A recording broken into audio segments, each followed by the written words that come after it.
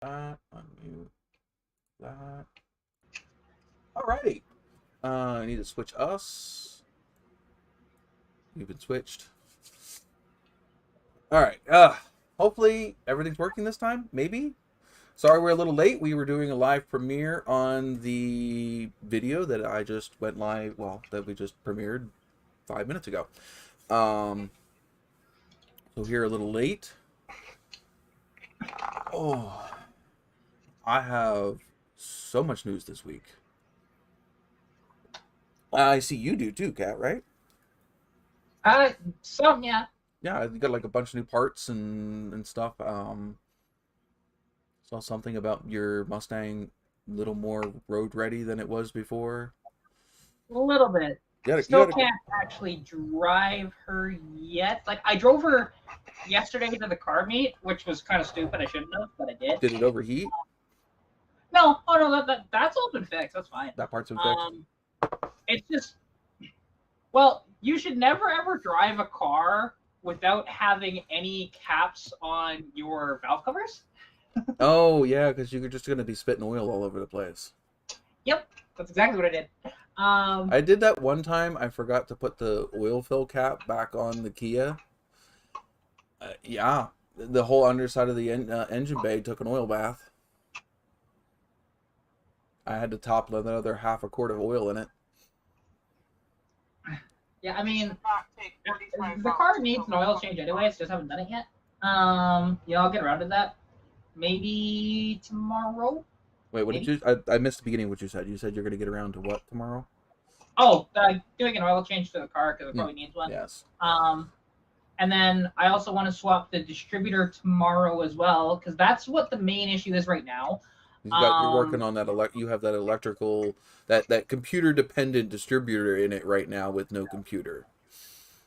Yeah, and it's just, yeah, she's smoking like a banshee, stuff like that. I did put some seafoam in her today just to see if it would clear up a little bit of that, but I don't know if it did anything, to be honest. Seafoam's more going to clear up any carbon buildup.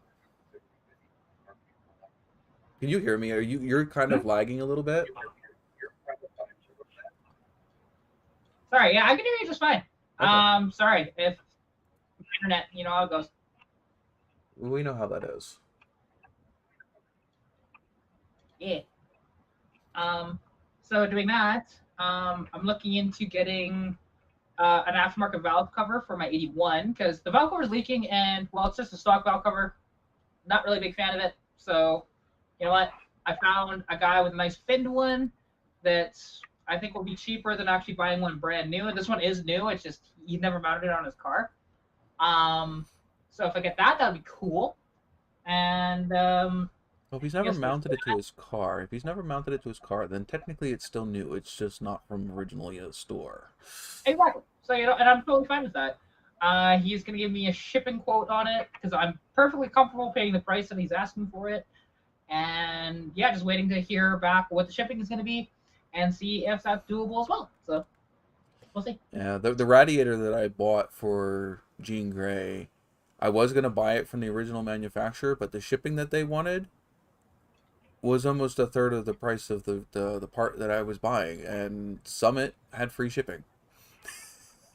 So I got the part for like $20 less than what was on the actual manufacturer store, and I didn't have to pay shipping. And oh, because on as well, something I did to the car, which is actually in my. That's not technically the last video. It's the last video of me working on the car because I did another video after that, where I changed out the because I actually off my brand new carburetor spacer that didn't actually. It was causing a major vacuum leak.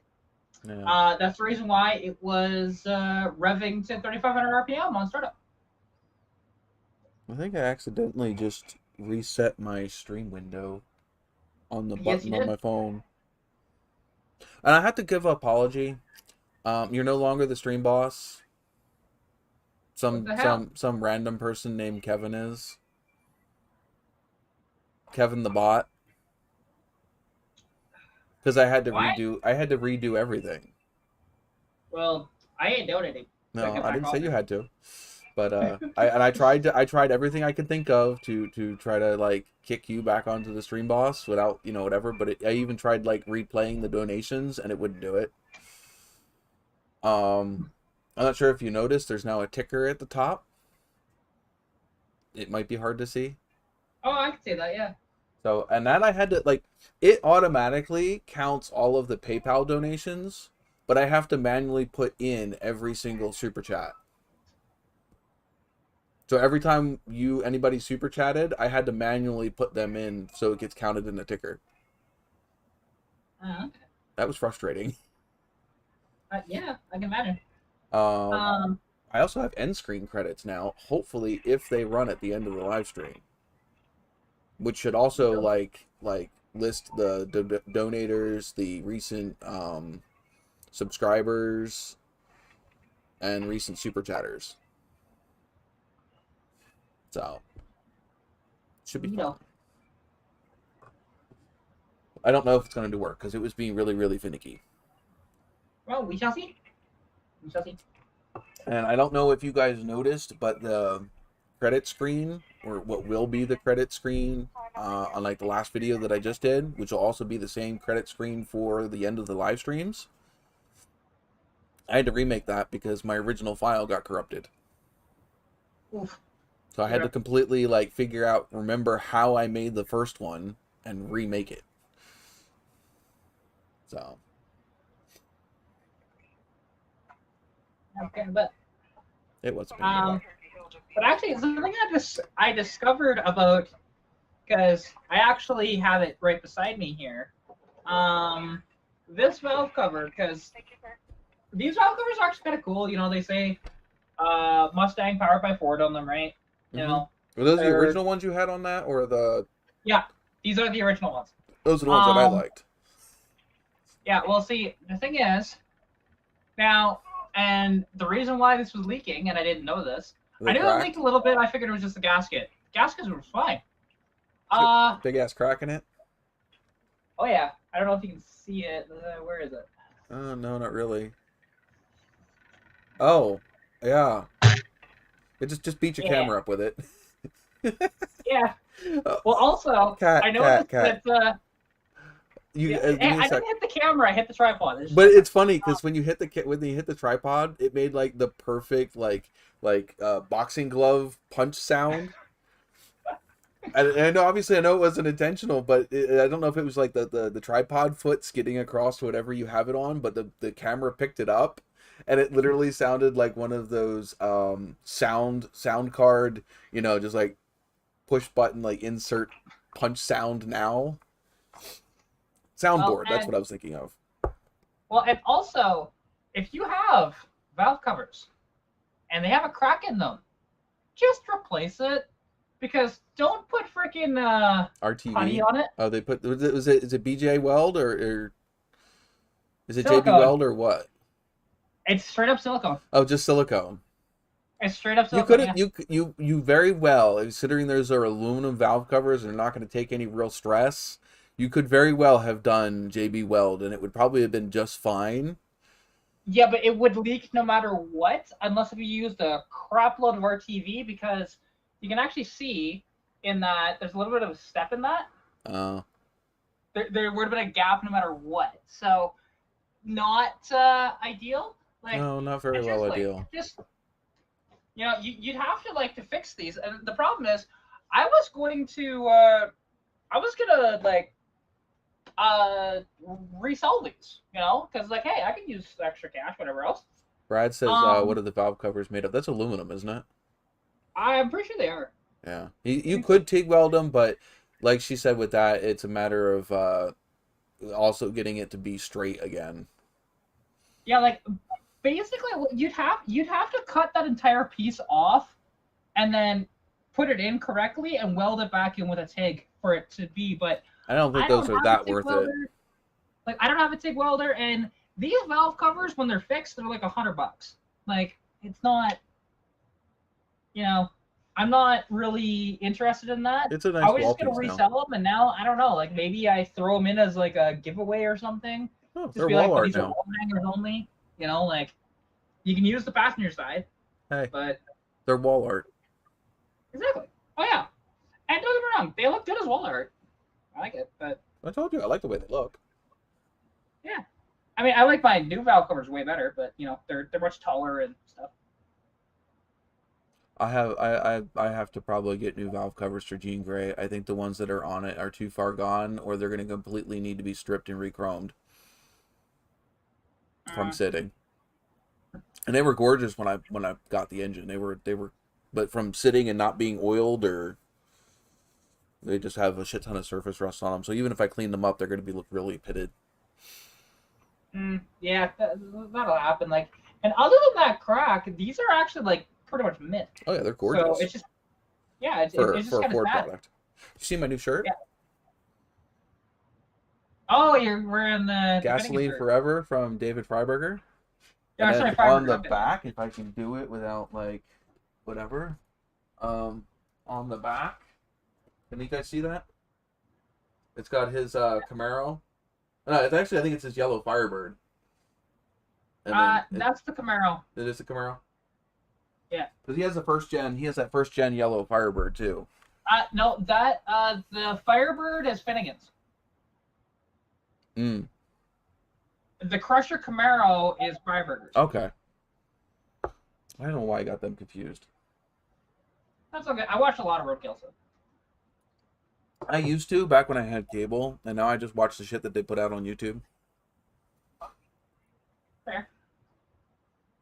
I mean, it's only been recent that they've actually put it at least on Canadian television, because it was never on TV, like until like 6 months ago. Hey, Kat, if that is what I think it is, was it a Bart Hey, scan? yours look a little different than mine. Ours is well, mine's American. What's yours look like? Yours looks the same. It's similar, but you have the yeah. yours look like it had. Yeah, you have all the diamond shit. Mine doesn't, and it doesn't say it's good on it, right? Yeah. Hey, I recognize a Barks can. Oh yeah, well, I was so like I have been. That's the only box of Barks I have seen in a store in the last 2.5 months. Really? Yeah, all they have like a whole crap ton of regular Coke, Diet Coke, and Sprite, and like 2 or 3 other, maybe not even 2 or 3. I think only like one other Coke brand in the cans in the store, and like all of their other stuff they carry isn't there. There's like I don't know what's going on, but there's only like 4 or 5 choices if you're a Coke product person at the Walmarts. That's so weird. Because yeah, we don't have that issue here. So you're damn right. When I saw the box of freaking Barks root beer, I snagged it up.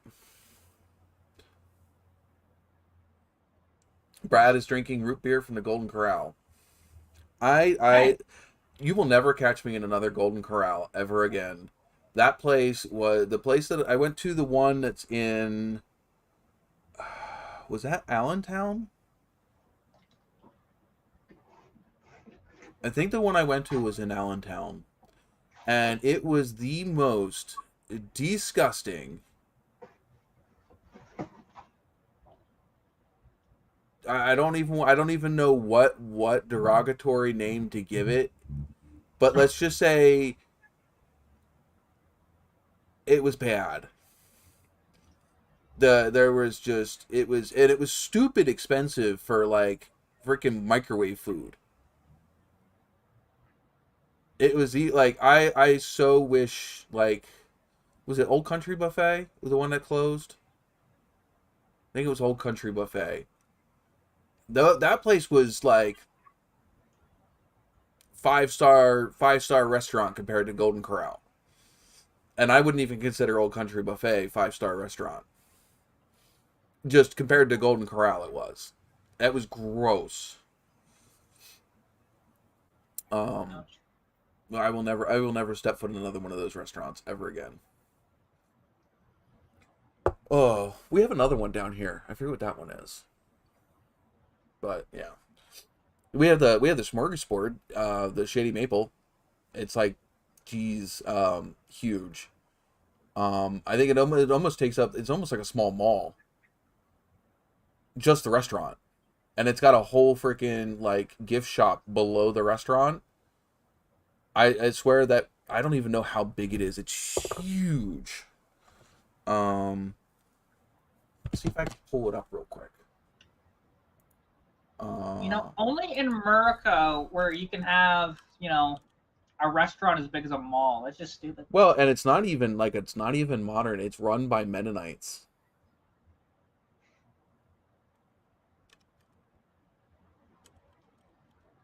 Well, they typically have the money, so.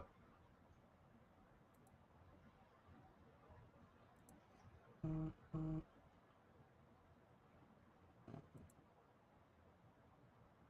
it is.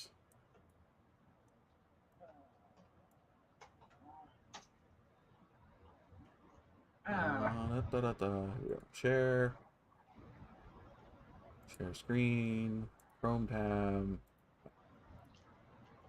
There you go. It is absolutely huge. That is ridiculous.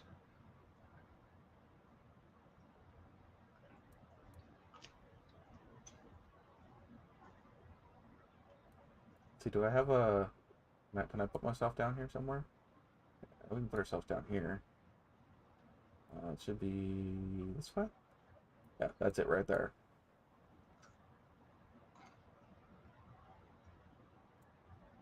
It is absolutely huge. And the food is freaking awesome.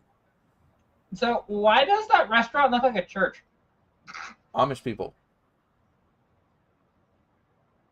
No. They wouldn't be Amish. They're Mennonite. Mennonite. It's just a laxer form of Amish.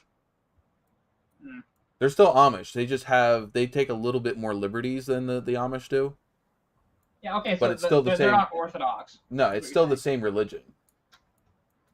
Yeah, they're just not they're Orthodox. allowed to drive. They're allowed to drive cars, but I think like they can't have any chrome on them. They can't have anything flashy. They're allowed to have modern conveniences, but not modern luxuries. That makes sense. Yeah, that would be a non-Orthodox Amish. Yeah. I don't know if I can get any.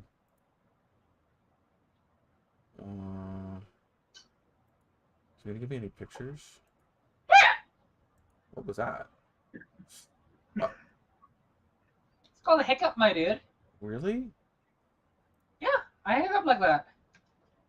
I'm just teasing. There's like the inside of it. I mean, they got all kinds of really, really pretty stuff in there. This is the buffet line.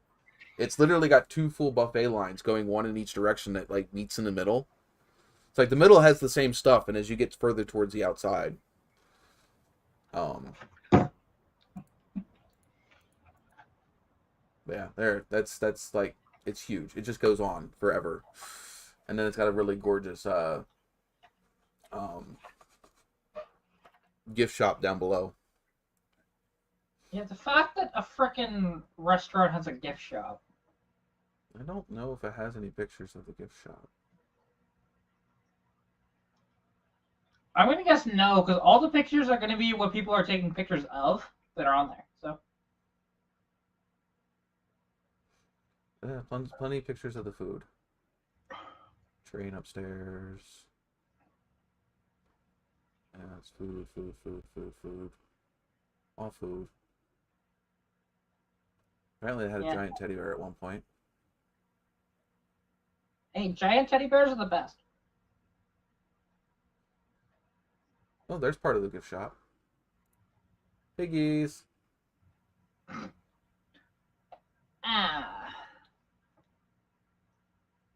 Yeah, I love that we're only 20 minutes into the live stream, and already we've devolved into looking at a gift shop. Yeah, and there's part of the gift shop. You can see there's at least 3 or 4 display cases back right there.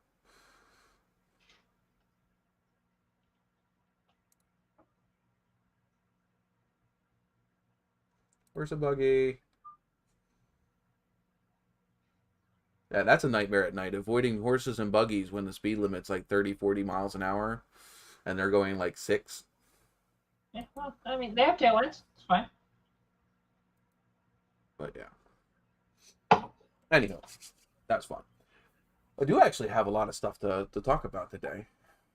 we did get a bunch of Jess is no longer on the phone. Um,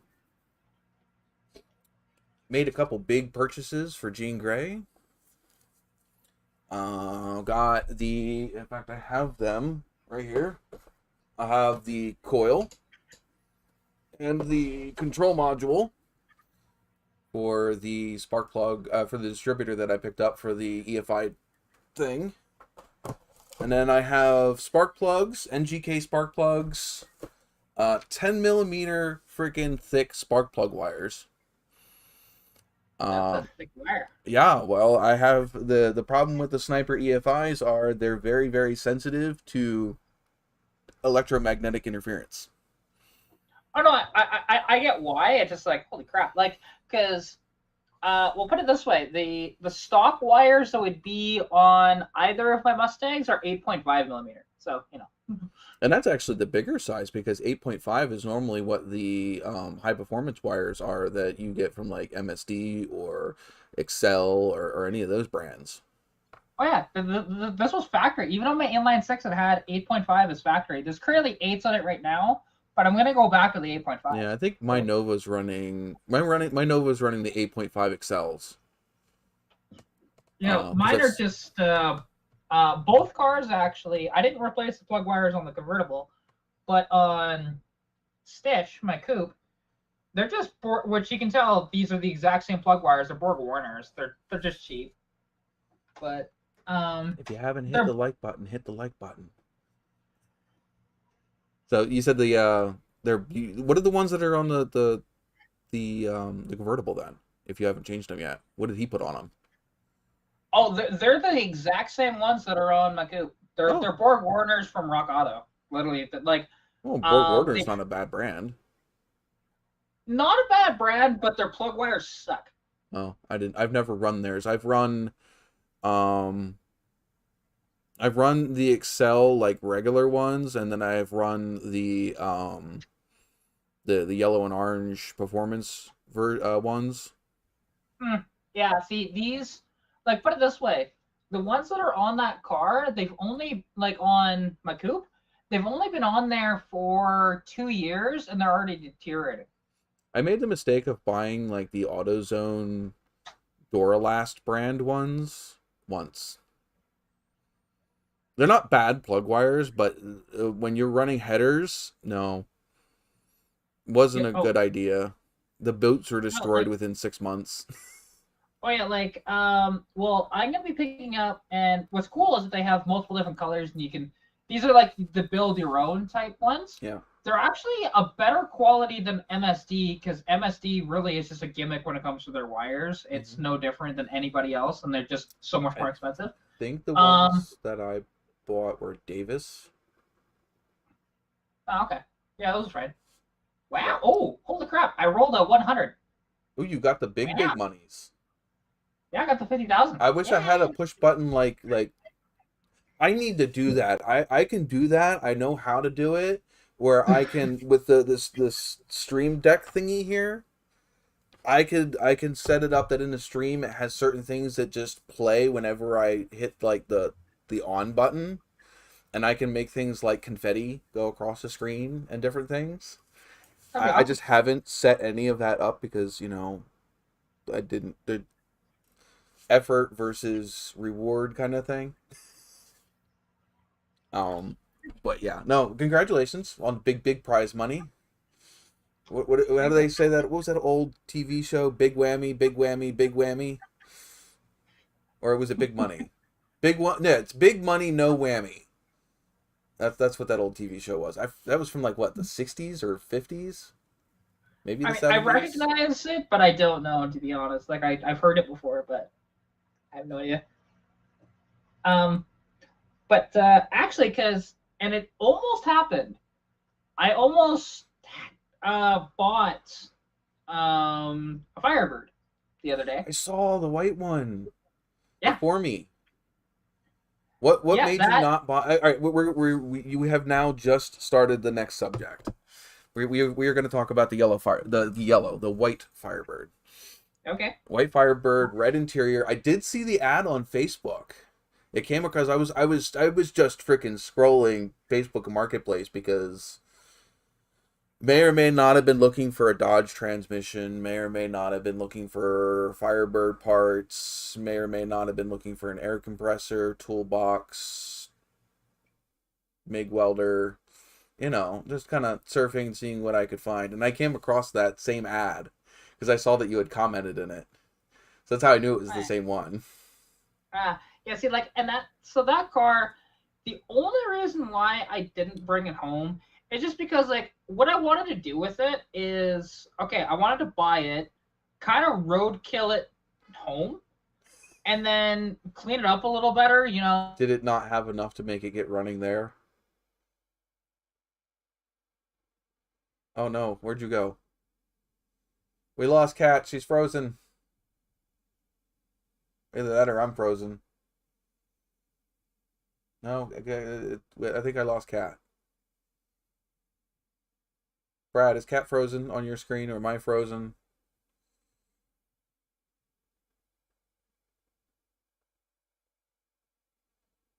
Oh no.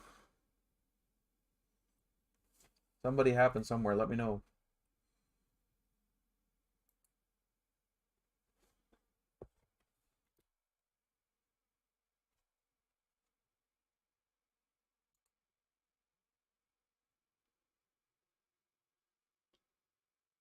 See if this works.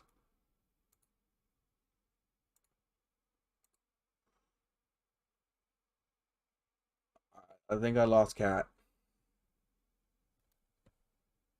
Okay.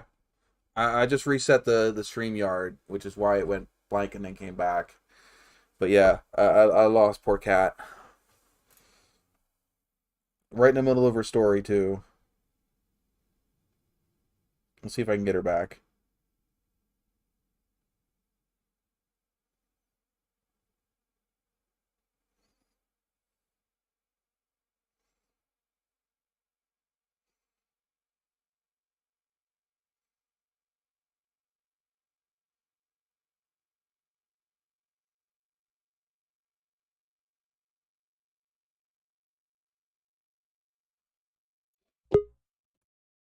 And she's back.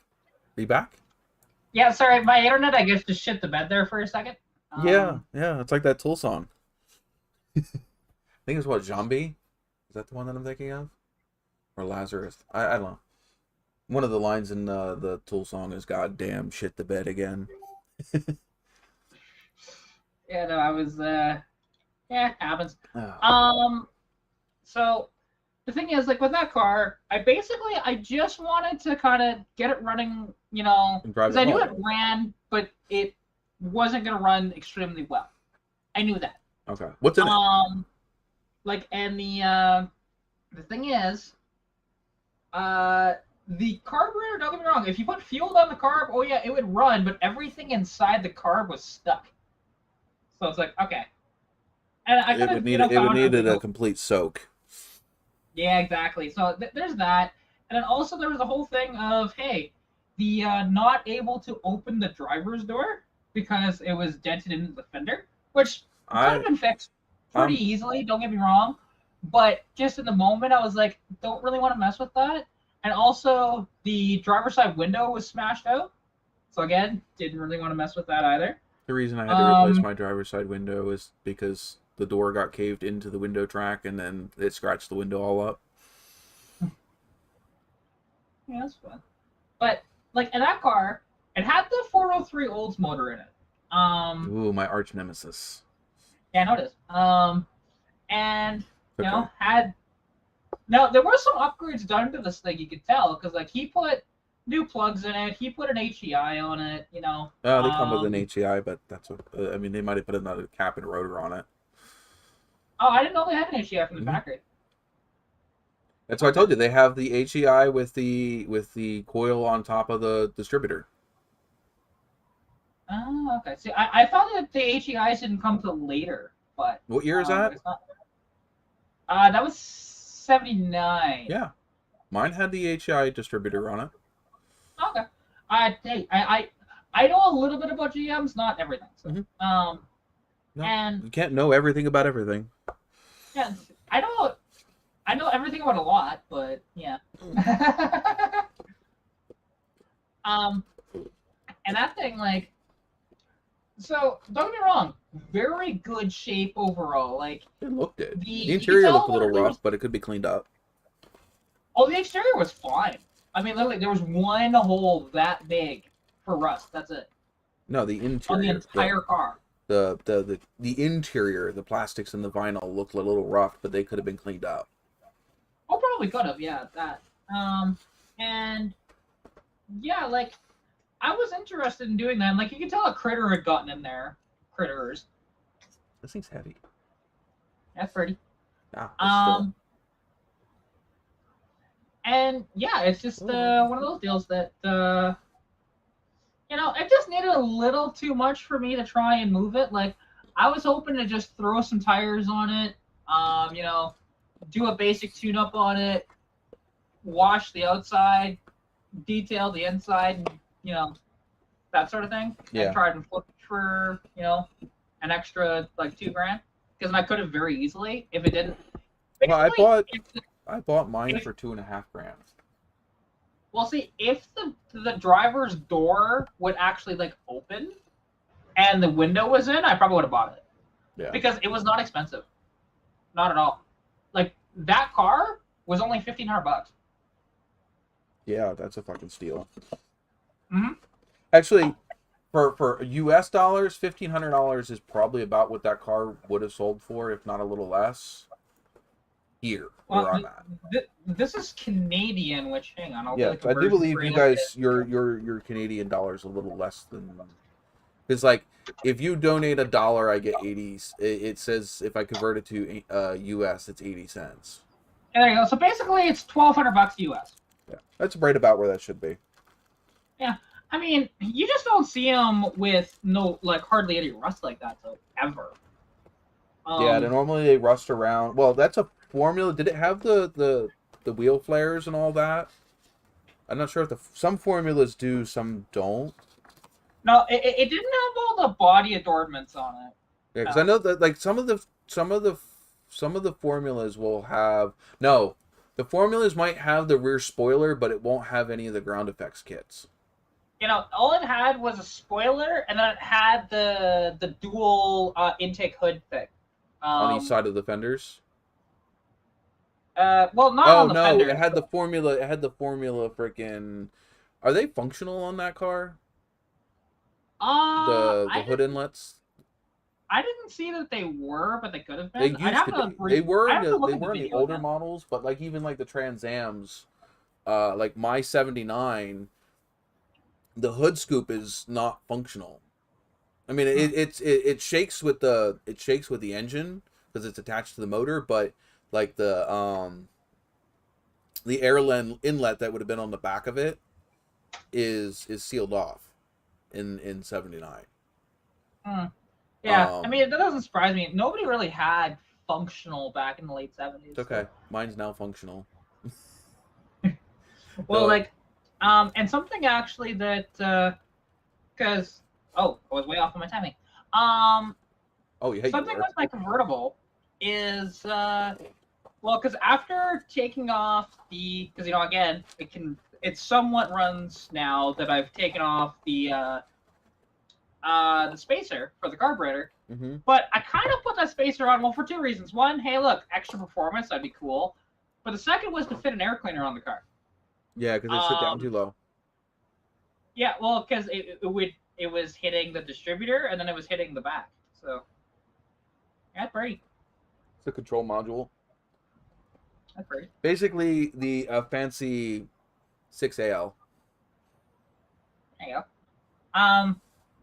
Yeah. So now it's like, okay, I can't use my fancy new Edelbrock nice air cleaner on it anymore. I can't even put the Ford Racing one, which is slightly smaller because the that Edelbrock is a 14-inch, like they all are, and then the Ford Racing is a 13-inch. Well, it actually needs a 12. So And a 12-inch is actually very hard to find, as it turns out. Yeah, that's I really can go with small. an 11 or a 10. I prefer a 12 just because, bigger, right? I But think most Chevy ones are 13 or 14 inch. yeah, they are. Basically, everything is a 14 for the most part. You Yeah. look at aftermarket air filters, everything's a 14. You will find some 13s, some 11s, some 10s. You'll find like one or two that are a 12, but those 12s are like $250. So, for some reason, I don't understand why they're so expensive. Um, but yeah, so I'm on the hunt to see if I can find one. For not super expensive because I don't want to spend all my money. Um, and yeah, because right now it doesn't have an air cleaner on it, so driving around without an air cleaner is not. I wouldn't advise that either. You can do it, but I wouldn't advise it. If any of you guys need help, there's a phone number below. That's all my chat is. Oh my god, I got the 1 second. God damn it. So did Brad. That's why I put it up there. If you look, Brad got the same damn thing. You guys all need help. I've created a monster. No, it's fine. I mean, I'm gonna win again this year, so it's fine. Should do It's like it's not a problem if you win. I should do like like a all or nothing freaking question at the end of the year. That would be rude. Hey, you could gamble up to all of your points.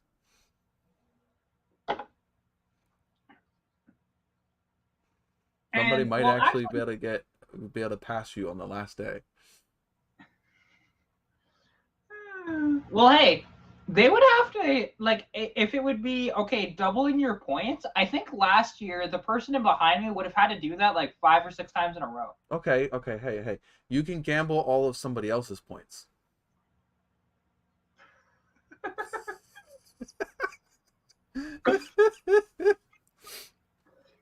Oh God. I don't know. Jesse's not too far behind you. He caught up pretty good while you after you left the other day. Yeah, it caught up a little bit. I mean, it's still like 1.8 million though. Yeah, but we already know 1.8 million ain't much. You can gain almost a million a night. Well, this is true, and with car shit in the future, I mean, it's possible that he could pass me because I have money right now. He does have to get here though. I mean, he's got to be in the live, and he doesn't show up until like an hour into the live stream, and sometimes I don't make it that far. Yeah, well, that's no, Brad Bradley. says I No, gamble all of yours. no.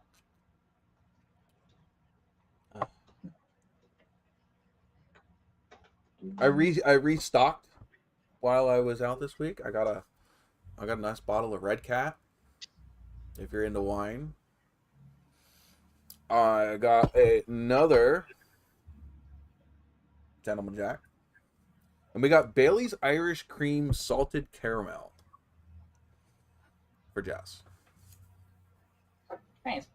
I Yeah, didn't end up picking up any beer or cider though. Well, I mean, I miss alcohol, but it's fine. I don't need it. The only time I drink is basically the 98% of the time I drink is either here or is if we go out to dinner and go to like the Applebee's or Outback or something. Oh, I mean, I absolutely, and that was kind of the same for me, to be honest, for drinking for the most I part. drink with But friends. That's it. but the thing is, when you want to have a drink and you can't, it's very saddening.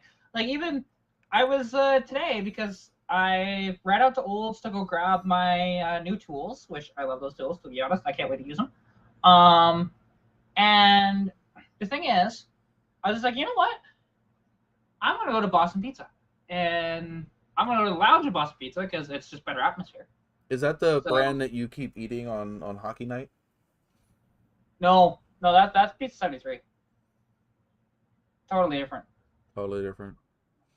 Is Which that like the difference it between is hockey Domino's and night, Pizza but Hut? I'll still be here. I'm just kind of curious. I might have to switch it over to the laptop, which it'll still be the same camera, so it's not the end of the world for that.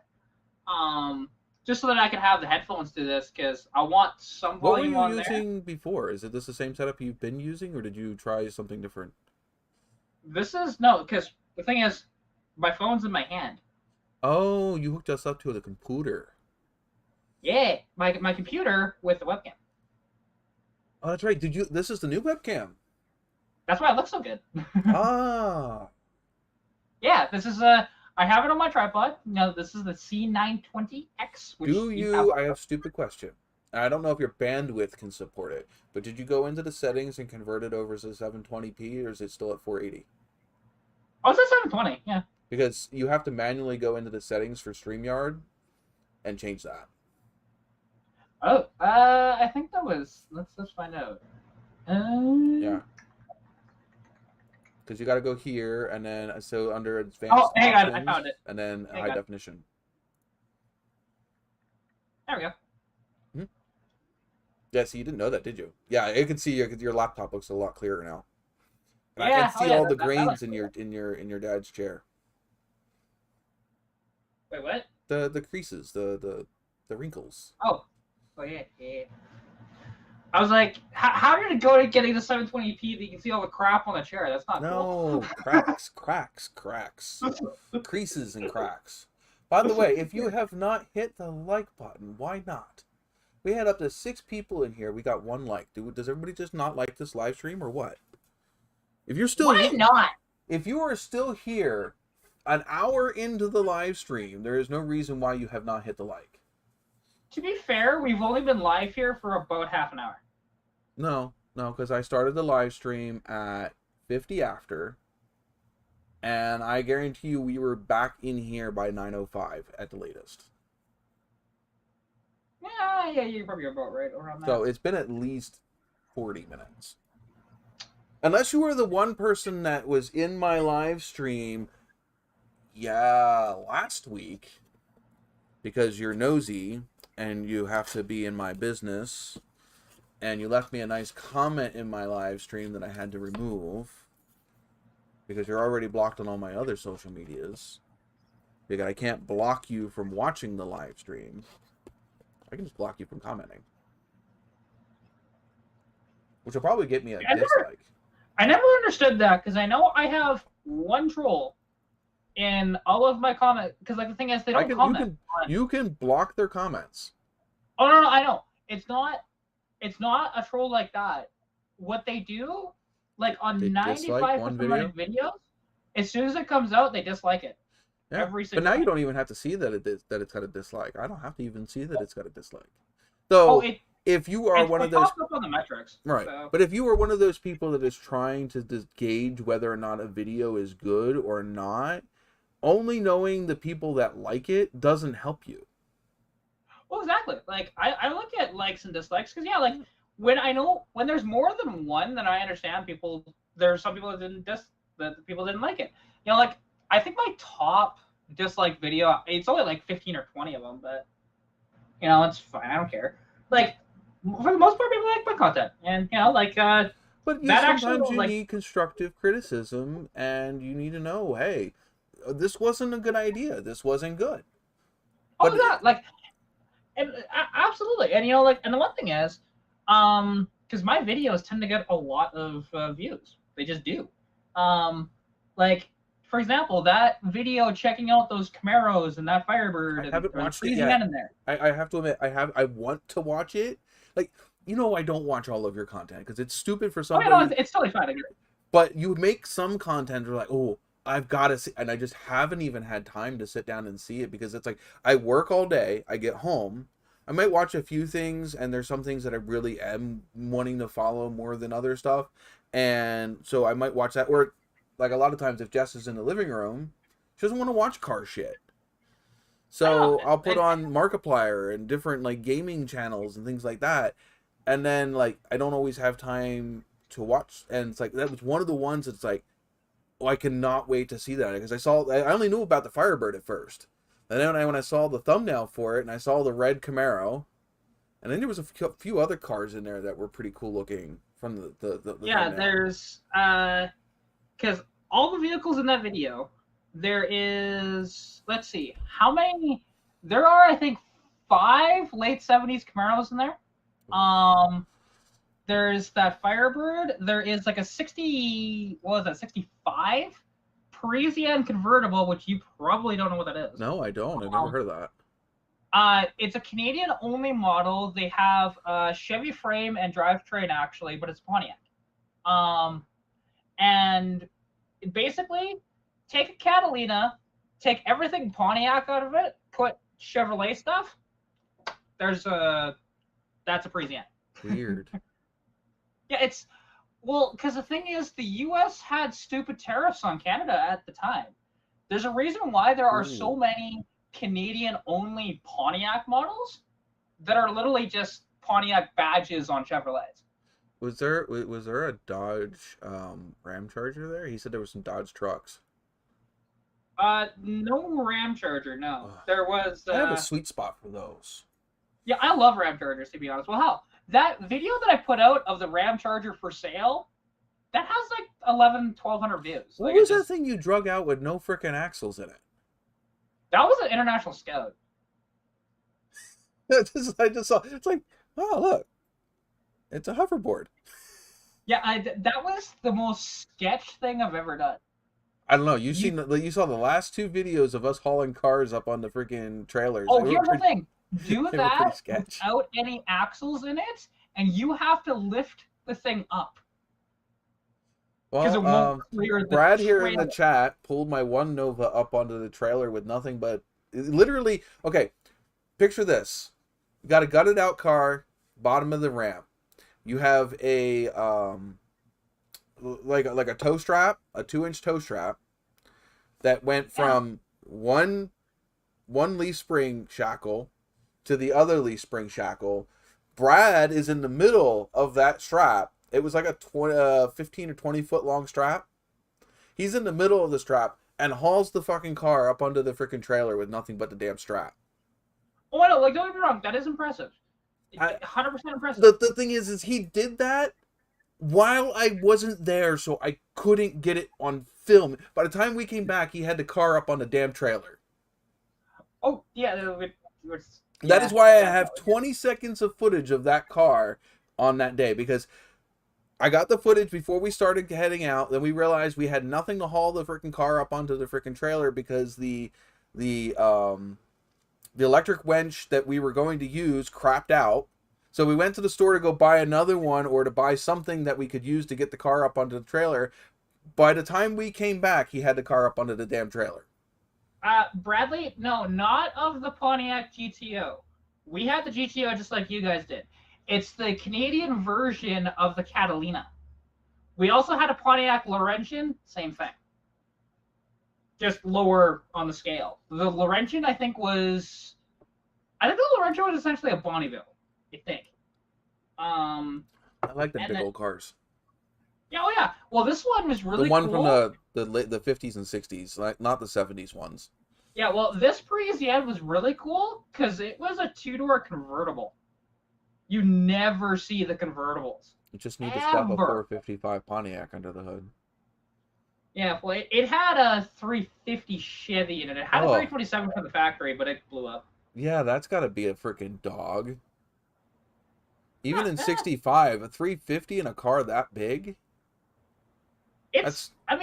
Those cars came with the decent one, was the Pontiac 400. Well, no. Here's the thing. It's Chevrolet drivetrain. Right, which is why I'm saying to put a 350 in a car that normally came with something with 400 cubic inches. Yeah, well, actually, to be honest, the base engine in those was a 283 or the inline 6. Inline 6 has at least got the torque. Yeah, so does a 350 in the frickin' 60s. But the 350 wasn't the original motor. It had a 327 from the factory. Oh, that poor car. So, what about a 327 2-barrel, probably? Yeah. And that thing was so cool. Like, at least it wasn't an electric motor. Well, like, the thing is with that car, and the thing is, a lot of the stuff up here, if it has a 350 in it, they were fine. It's not like, is the car heavy? Yeah, but it's probably not as heavy as you think it is. I like the dude at SEMA that took the freaking. Was it a Plaid or a different Tesla? He took a Tesla and stuffed an LS in it.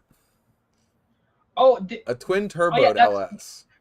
yeah. It was a Tesla Model S, and actually, the funniest part about that, because before he put the turbo on it, he decided, hey, let's take this to a mechanic to get an oil change done on it. It was a freaking hilarious video. I hadn't seen. I didn't know he had a YouTube channel. Yeah, it may not have been the same car, mind you, but I know somebody did an LS swap in a Tesla and brought it to a mechanic just to get an oil change done. I'm really upset with B is for Build. I normally really like his stuff because he's the one that did like the R34 R35 swap. Take an R35 body and put an R34 body an R35 chassis and put an R30 yeah, an R34 body on it. Um, but and he did the Eleanor swap what that got taken where he had like the 2015 Mustang and he put an Eleanor body on it. Yeah, I remember. But he bought a DeLorean and is going to make an EV out of it. Yeah, okay, let's I am see. so upset. I Yeah, refuse. okay, so that's 65 Pontiac. Uh, okay, actually, hang on, that's with a 421. Let's find it with the small block in it. If they will show me with the small block in it. Are they not going to? Carter Lang. Where is... Where do I know Carter Lang from? I think I might have to change some of the donations because I think some of them weren't the person that I thought they were. See, now, I'm not looking for that. No, not the Pontiac plus 2. Do they have it in here? What? I'm looking at this one specific website to see if they have Catalina convertible. There it is.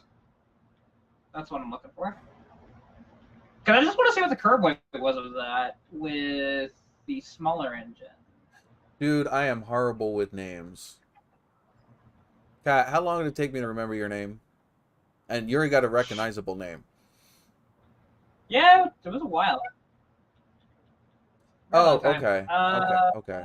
Let's see. Yeah, I'm more of a face person, so it's absolutely horrible trying to do a YouTube live stream and only knowing people by their screen names because I'll remember your car before I remember your name.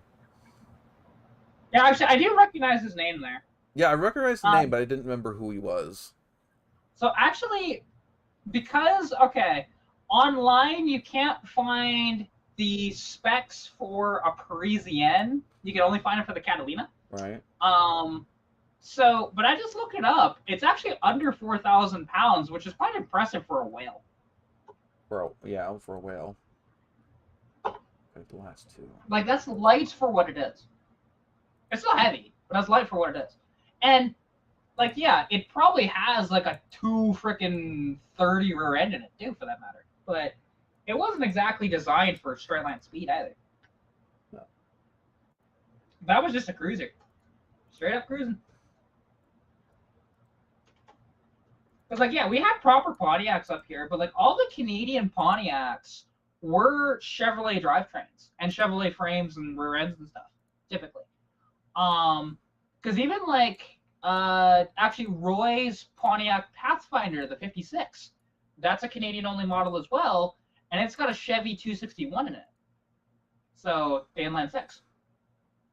Which, when you talk to people, they have no idea, like, when they say that, just like, what? That doesn't exist? Well, it does. There's a lot of freaking weird shit that we don't think exists here in PA, but I mean in the United States, but it exists in other places. There's a bunch of USA only cars. There's a bunch of like Australian only cars.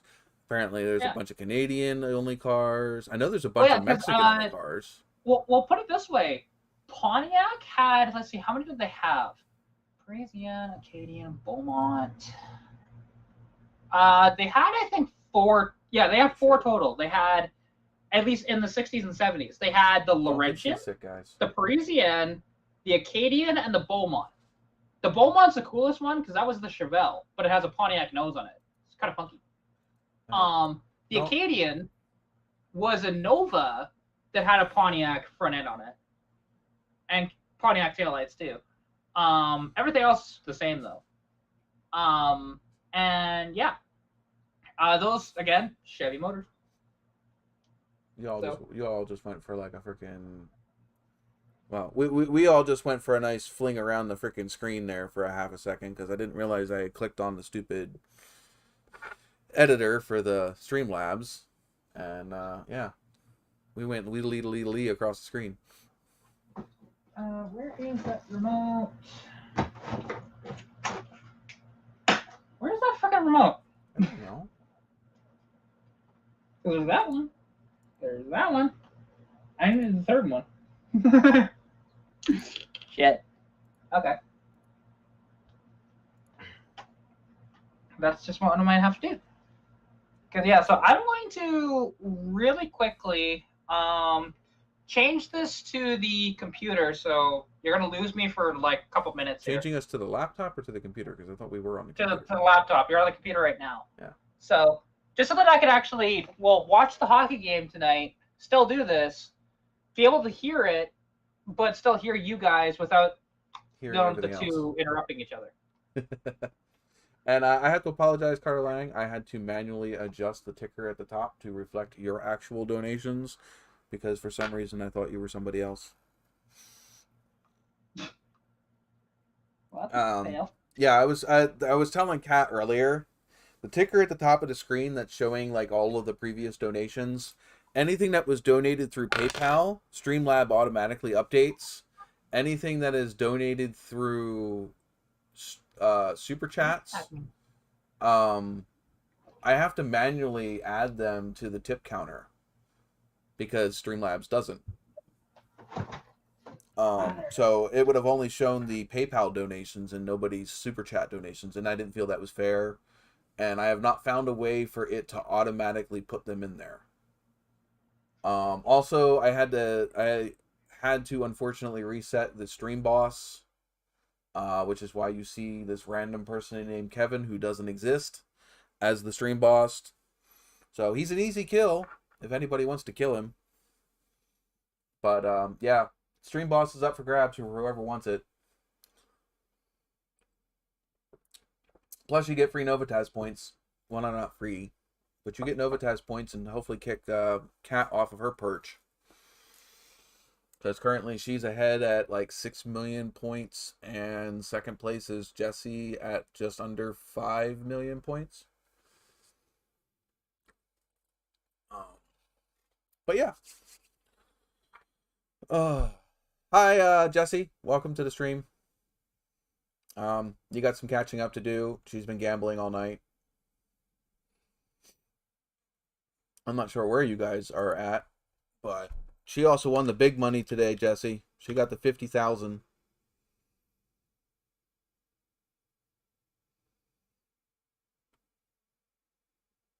How did your Nova points didn't reset? At least I don't think they did.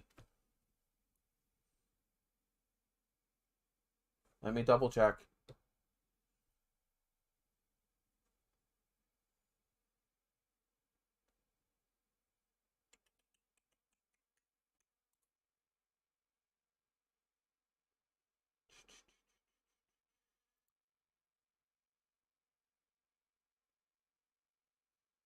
Oh shit. You remember what you were at? I'd have to go back to an old video and see what you were at. I don't know. I don't know why that happened.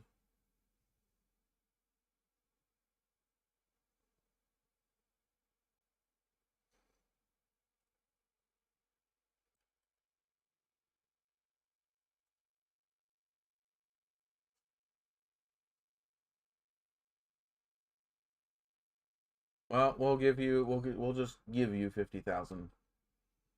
Jesse, you vouching for that? If not, I will also go back to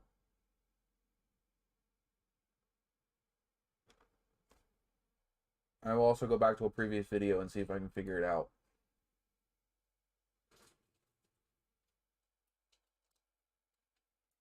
Hi, baby girl.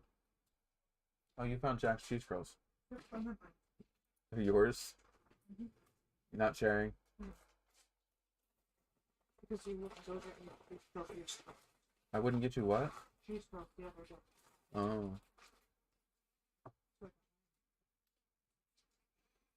Well, you actually technically have 500,000 points.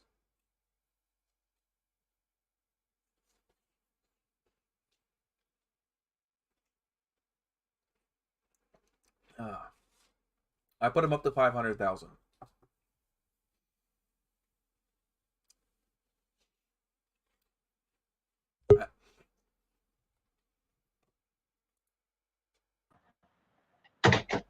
Hey, Kat. Do we have any idea why Carter Lang had no points? There we go. Not here. I'm not sure if I did it by accident. Hey, don't bite me, you little bugger. That's the same one that bit you earlier. Yeah, it's. She needs. Okay, moving. It needs chocolates and flowers, and maybe a stuffy.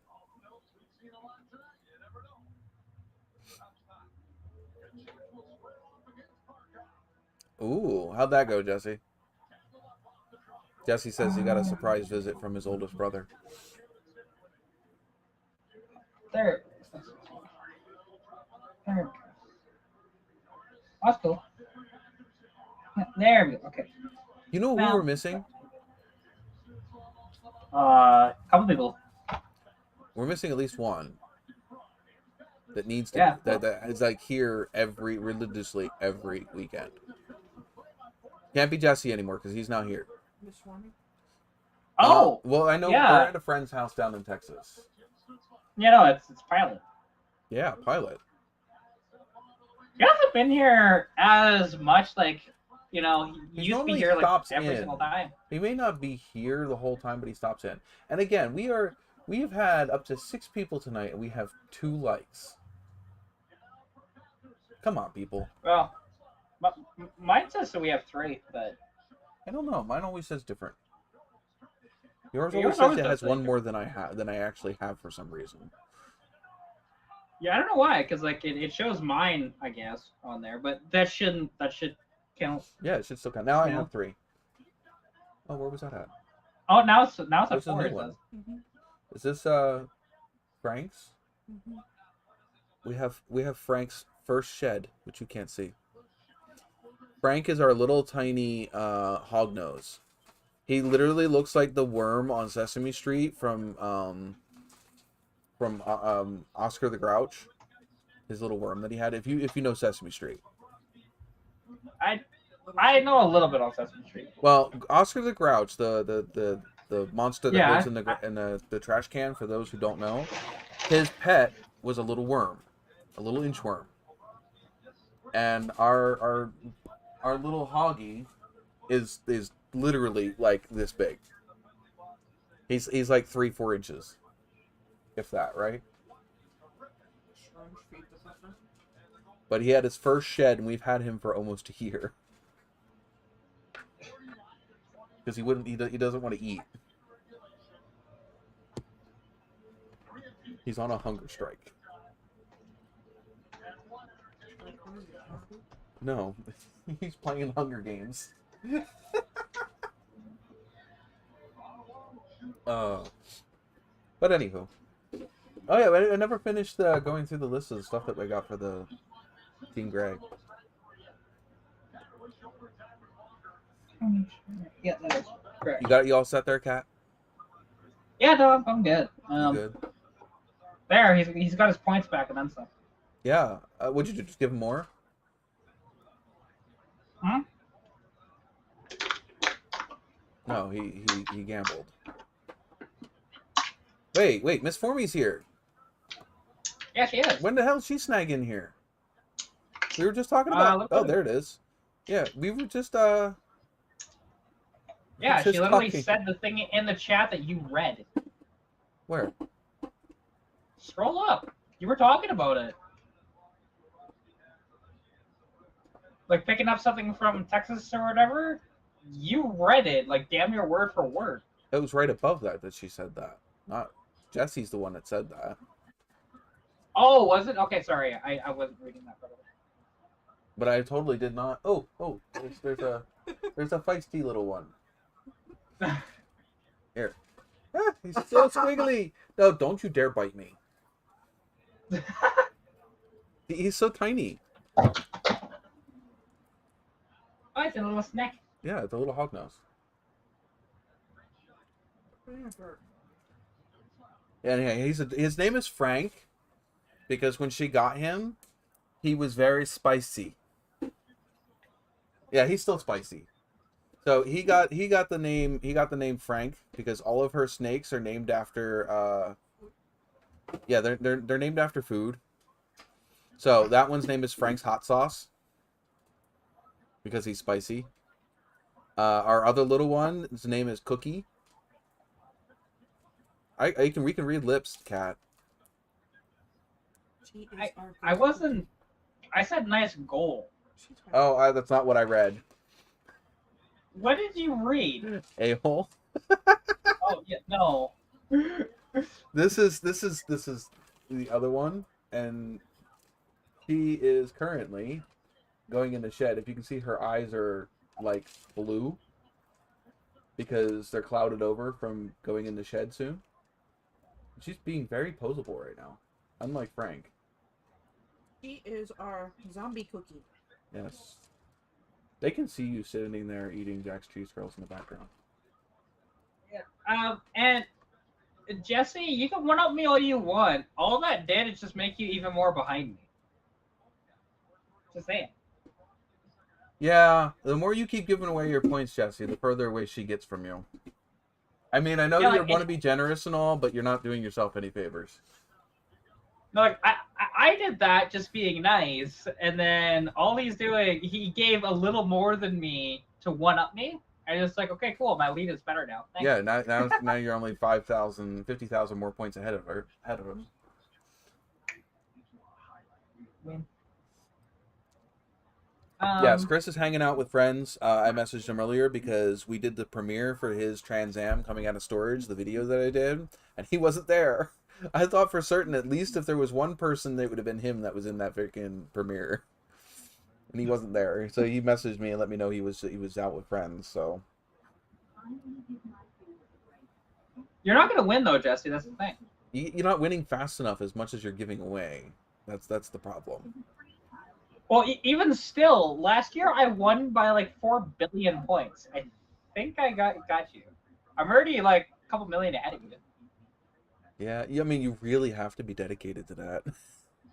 Oh yeah, you have to be here. Well, there is one way. There is one way to gain points faster than gambling. It's your questions. Yeah, that's the only Well, thing. no, there's two. There's two. There is gambling. I mean, there's answering my questions, especially when I give ridiculous freaking amounts as a winning total, and then there's beating that little stream boss down in that corner. Yeah, but you don't get much points from that. It is. Well, maybe I'll just have you to. get nothing for it. Like the thing is, for I think it's like $10, you get like 1,000 or 10,000 points. It's not much. I can change that. You probably should. But I also didn't realize you guys were gonna get so many. You know what else I can do? I can just totally cripple fucking gambling. I can make gambling give away almost no points. That's just rude. Don't do that.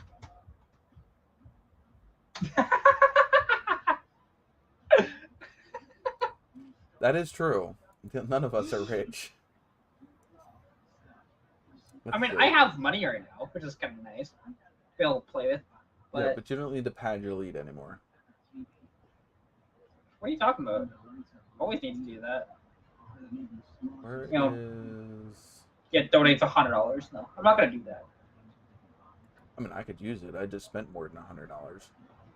Yeah, I mean, here's the thing though. I don't want to spend all of my money right away. I wouldn't want you to. Because I'm starting to do that. Like, don't get me wrong. I'm nowhere near spending all of my money yet. Nowhere close. Where but, is... like I got to flip some cars here soon. Which there's actually an auction coming up on like I think it's the 4th.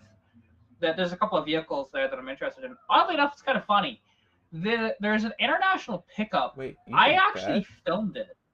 Huh? There's betting. What What the is hell's betting? bet?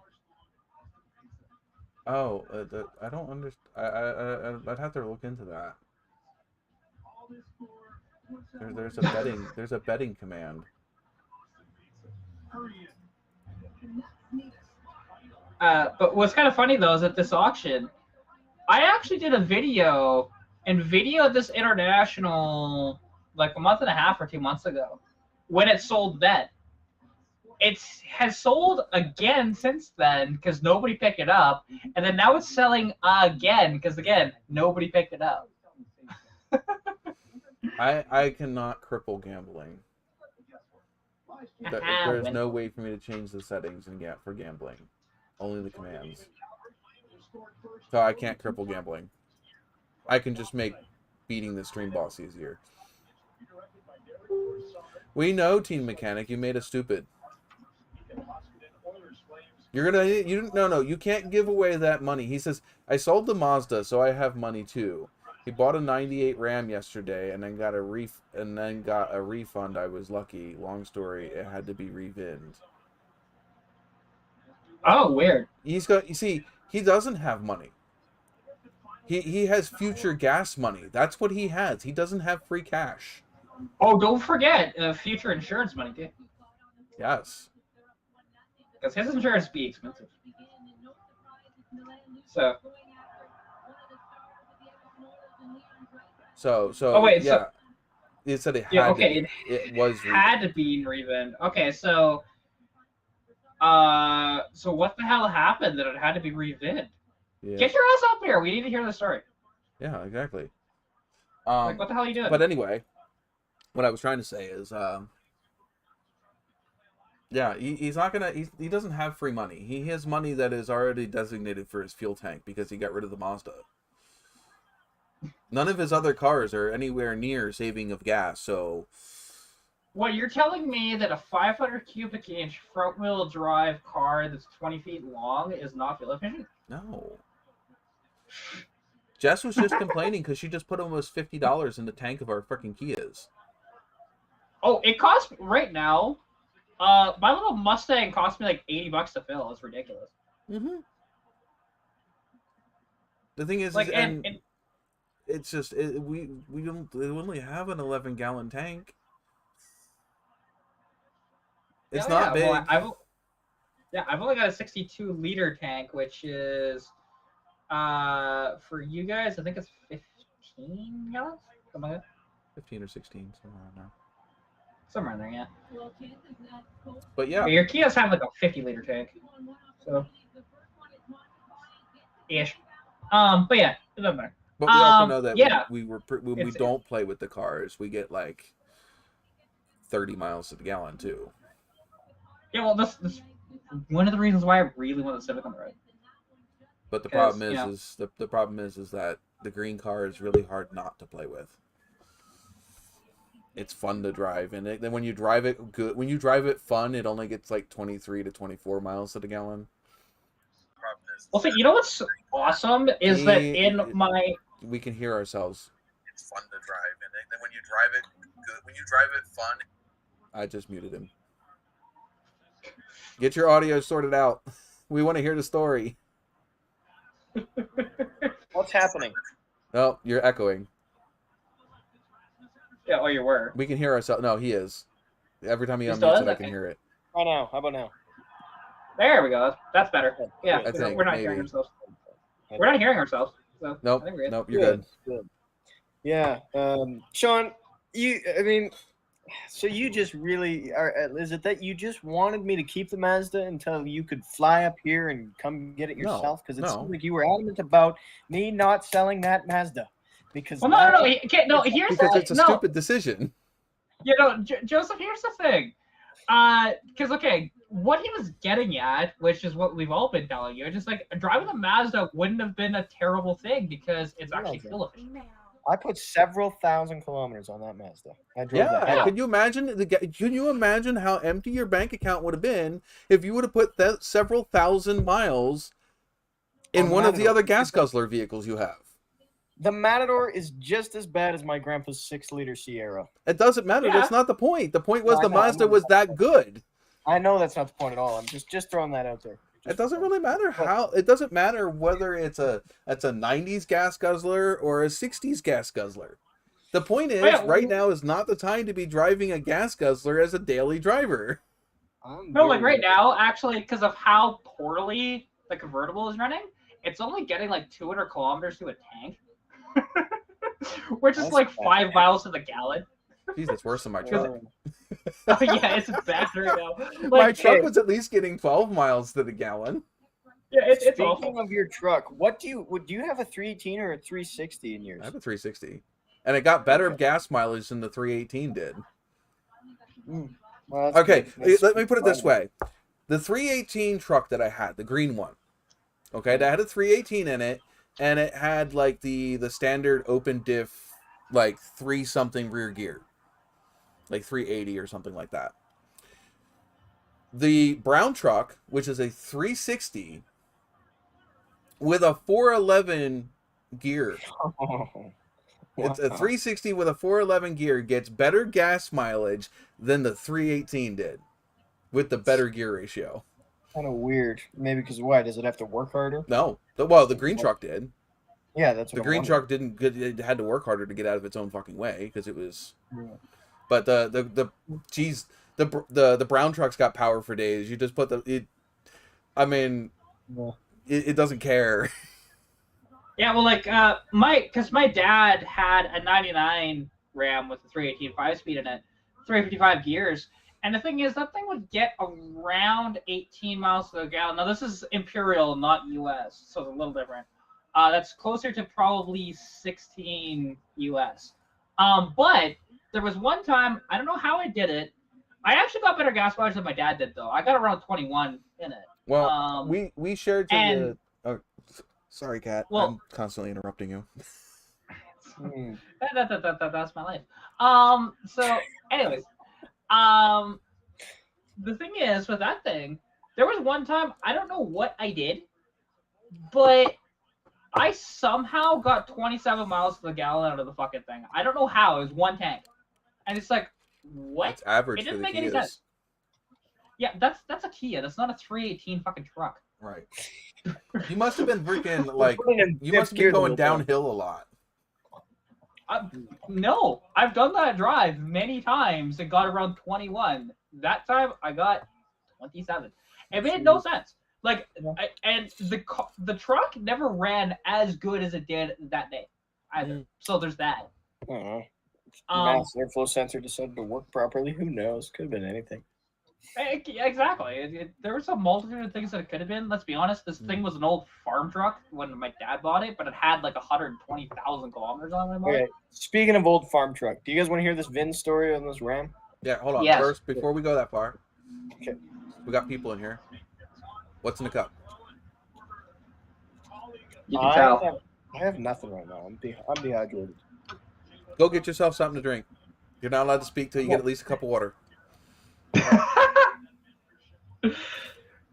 Go hydrate. Oh, did you mute him? You are not coming on this live stream, especially with how long that we do these freaking live streams, without hydrating with at least something. Yeah, see, there's the reason why when I was setting up, I got, water, then I had the root beer earlier, which I already finished. So. I had a root beer. I have the Coke that I opened for my Jack and Coke. I still have some of this bourbon cream sitting here. I have a brand new fresh bottle of Gentleman's Jack. We kicked the last one first thing this stream because I wouldn't kick it till I bought a new one. And I am now currently drinking a nice bottle of Red Cat wine. That shit's freaking good, by the way. That's not what's in the cup. You can't have that. And then I also have just some Jolly Rancher powdered drink mix for regular hydration purposes. I have some nitrous oxide that's been in the fridge for a month now. No, that's not drinkable. It is very drinkable. Watch. Oh, Oh, it's a little bit syrupy, you know. you know what? Just for that, What are you I feel doing? bad for you. Why did you not just go get a cup of water? Because that was cooler. It's nitrous oxide, right? That's what it is. Yeah, totally. That's Because exactly. that's exactly what nitrous we call that. oxide in. There you go. Nitrous oxide. I don't in know liquid anybody form, who 'cause calls that's the that thing. nitrous oxide. What? The What'd can. you say? The can of What? energy drink. Nobody down here calls that nitrous oxide. Nobody does up here either. I'm just kidding. You know. I'm Well, just see, saying. no. What you need to do is do a meme video of like a short or something like that, and say, "Yeah, I just put a bunch of nitrous in it, and just have a giant case of it in your truck." That would be really smart. I'm gonna take that and get famous, and then you're gonna have to sue me, I guess. I There you don't go. really care if you take that idea, because here's the thing: it's not an original idea. I'm sure somebody else has done it. Team mechanic, Quite check your positive of points. I felt bad for you. Check your points. Really? Did you take a bunch of points away? Yep, that's exactly what I did. Yep. Yep. So how do I check that again? Do I just go wait? Exclamation point points. Thanks for killing me. Or you can hit top. I mean, either one Oh works. well. I already hit that. As long as you're in the top 10, you can click exclamation point top. But if you're not in the top 10, it's not going to show you. Okay, I have More than you had. how many? Wow, that's a lot of points. Oh wow. You technically did what I told you to do and go get something to drink. I Just- guess so. You had to go get something nasty. I really appreciate. You that. might as well have just drank out of the toilet.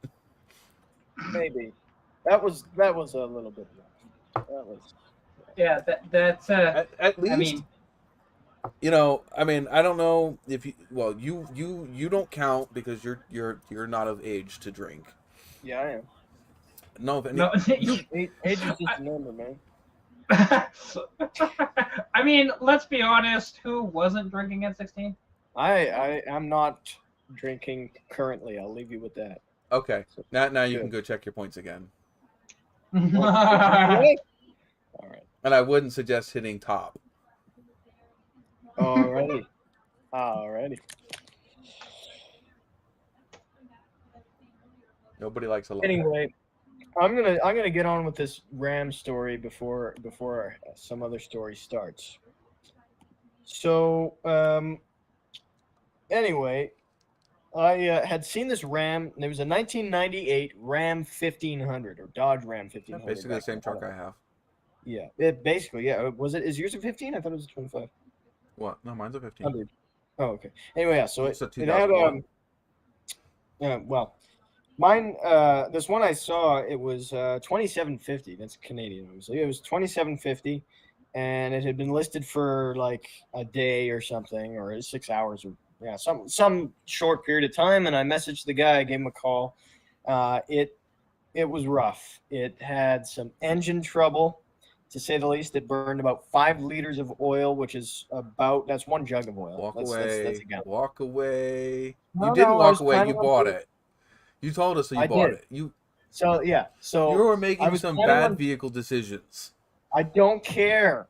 He does it all the time. Somebody needs Like, to take his money exactly. away. Thank you. Wait, Kat. Thank you. wait. I did already.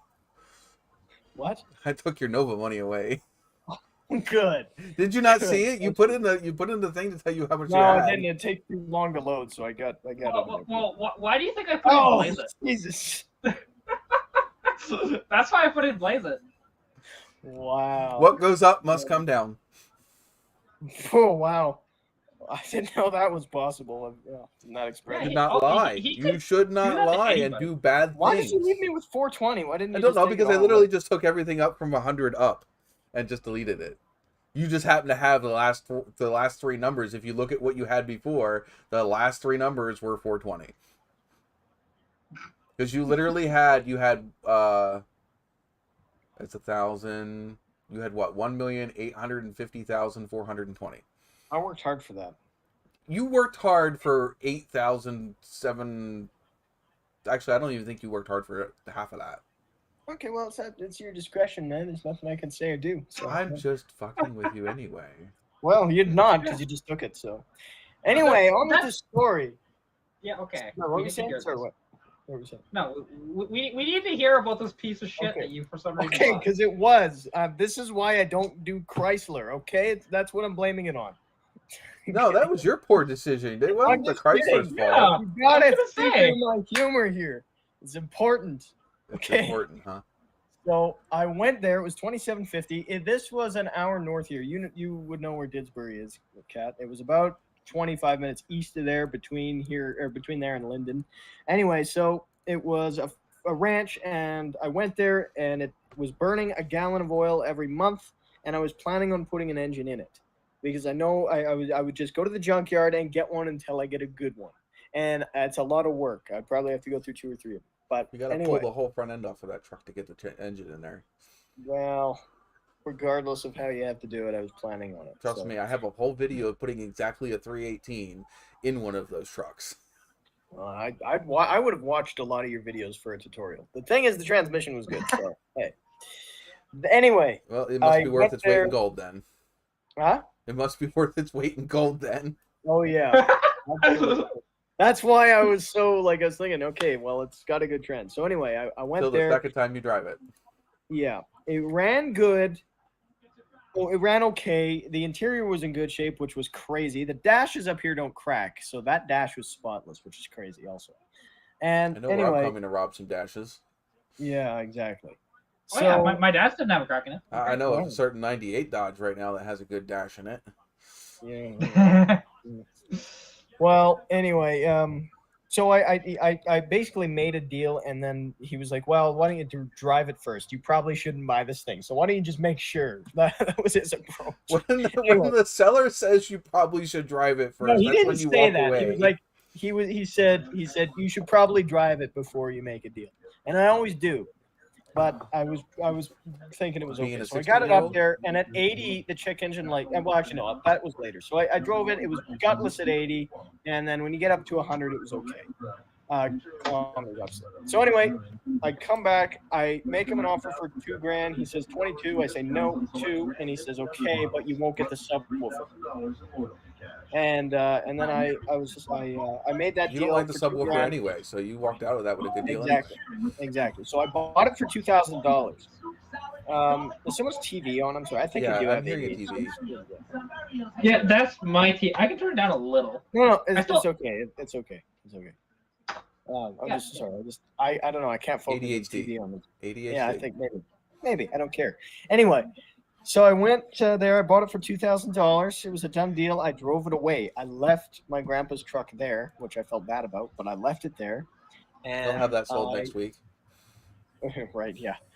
I left it there. I drove to the parts store in Didsbury, and then I go get light bulbs and spark plugs for it. And then I call up my insurance company, and I ask them, "Can I insure this?" They said, "Yep." We went through the whole quote process, and then they're like, "Can I have the VIN?" I said, "Yep." I hop out. I look at the dash. The VIN plate's there, not there. So I was like, "Okay, maybe it fell off. That's not good." So I look at the door jamb. The sticker's not there. The sticker has been peeled off. So I'm like, "Okay, great. I know there's a VIN somewhere on the frame, but I'm like, I'm gonna have to call you back." So I hung up. I called the seller and I said, "Where's the VIN number? What Should the be hell?" on your paperwork that you just transferred to sell Yeah, it. yeah, it was. I didn't stare at the VIN. This is my rookie mistake. This is 100% my fault. Although he didn't tell me about this VIN thing, and when a truck is re-VINed, he should be told that. It's an important thing. So anyway. Why was It was- VIN? It was like a 7-digit serial number. So anyway. So in the door jamb was this sticker that said Saskatchewan vehicle serial number, and then this number. And he said, "Yeah, that's the number." And he sent me a picture of his old pink slip. He had it registered and insured as a farm truck. So That's what. Yeah. yeah. It's So- not legal to be on the road, is it? So, well, No. it's legal as long as it's a farm truck, but Yeah, I like can't- technically, if he had a farm, you can register that and drive it all day long on the road. Yeah, But which he is doesn't good. have a farm. So Well, he had a farm, but I don't. So anyway, that was the thing. He didn't tell me it was a farm truck. He didn't tell me any of that. He didn't. Yeah. Your So- grandfather's truck is now a farm truck. Oh well, great. I'm gonna have to break that to him then on Sunday. Tomorrow's his birthday, so anyway, nice Either that or birthday you go present, back up and go get it. yeah, right. No, it's here. I have it now. Anyway, obviously. So anyway, I went back there. I said, I'm basically almost back there. Are you around? Can I talk to you for a minute? I pulled in. I said, I'm going to take the other truck home anyway. I got there and I'm like, okay, man, listen. Oh, and by the way, I called when I was still in the parking lot. I called my insurance company. They wouldn't accept that bin. They had to launch a case, an investigation. They're going to get back to me still, but they're like, yeah, I had to call my senior advisors, and that's probably not going to work because it's not a VIN. So I get back there. I say, man, I didn't know about this. There was a lot of hem and haw. I said, I'm in a tough spot. Would you be open to a refund or a partial refund? And he gave me the whole, oh man, jeez, kind of attitude. And I was like, okay, well, and I'm 16 kind of thing. I didn't know about this VIN that it doesn't have. I guess it's buyer beware, but you didn't tell me it was a farm truck. You're selling it as if it's fine to be registered and driven. So anyway, he says, how about I do a 3/4 refund, which would be 15?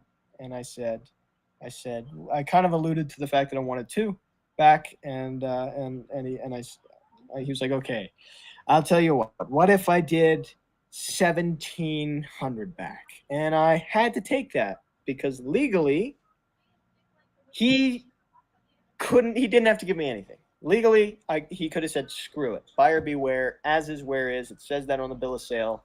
You're SOL. Actually, no, technically, if it didn't have a proper VIN and you weren't informed on that, oh yeah, he could get in big trouble because that's a hot vehicle, to be honest. I would not be shocked. I called around and they said, yeah, it's a buyer beware thing. If it has a number on there and it has technically legally been revinned, even if it's as a farm truck, that's your bad. The thing is, I can't, from a Carfax, I can't tell that it's a farm truck. I can't tell that it's been revinned from a Carfax.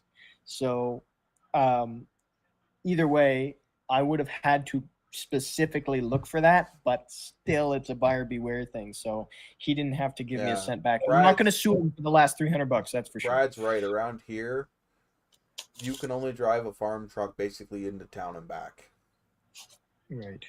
Well, technically speaking, it's the same here, but people like daily their fucking farm vehicles. So that's and he did for a while. He put like 10,000 or 20,000 clicks on it, but he had a lot of work poured into it as well. But I'm honestly, technically, I mean, he was an honest guy. At least he didn't hide it from me. He just didn't tell me, which is annoying.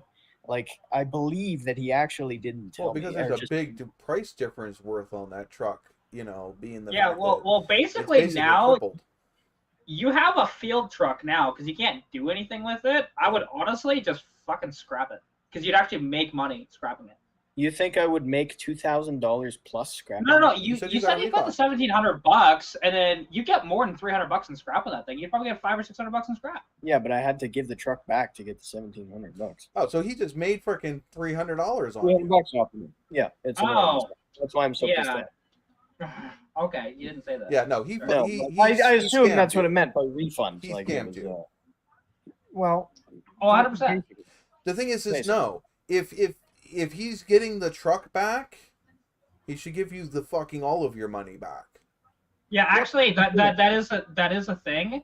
And the one thing is, refund is giving you a reduction of price of the vehicle because he wasn't honest about the condition and the status of the vehicle.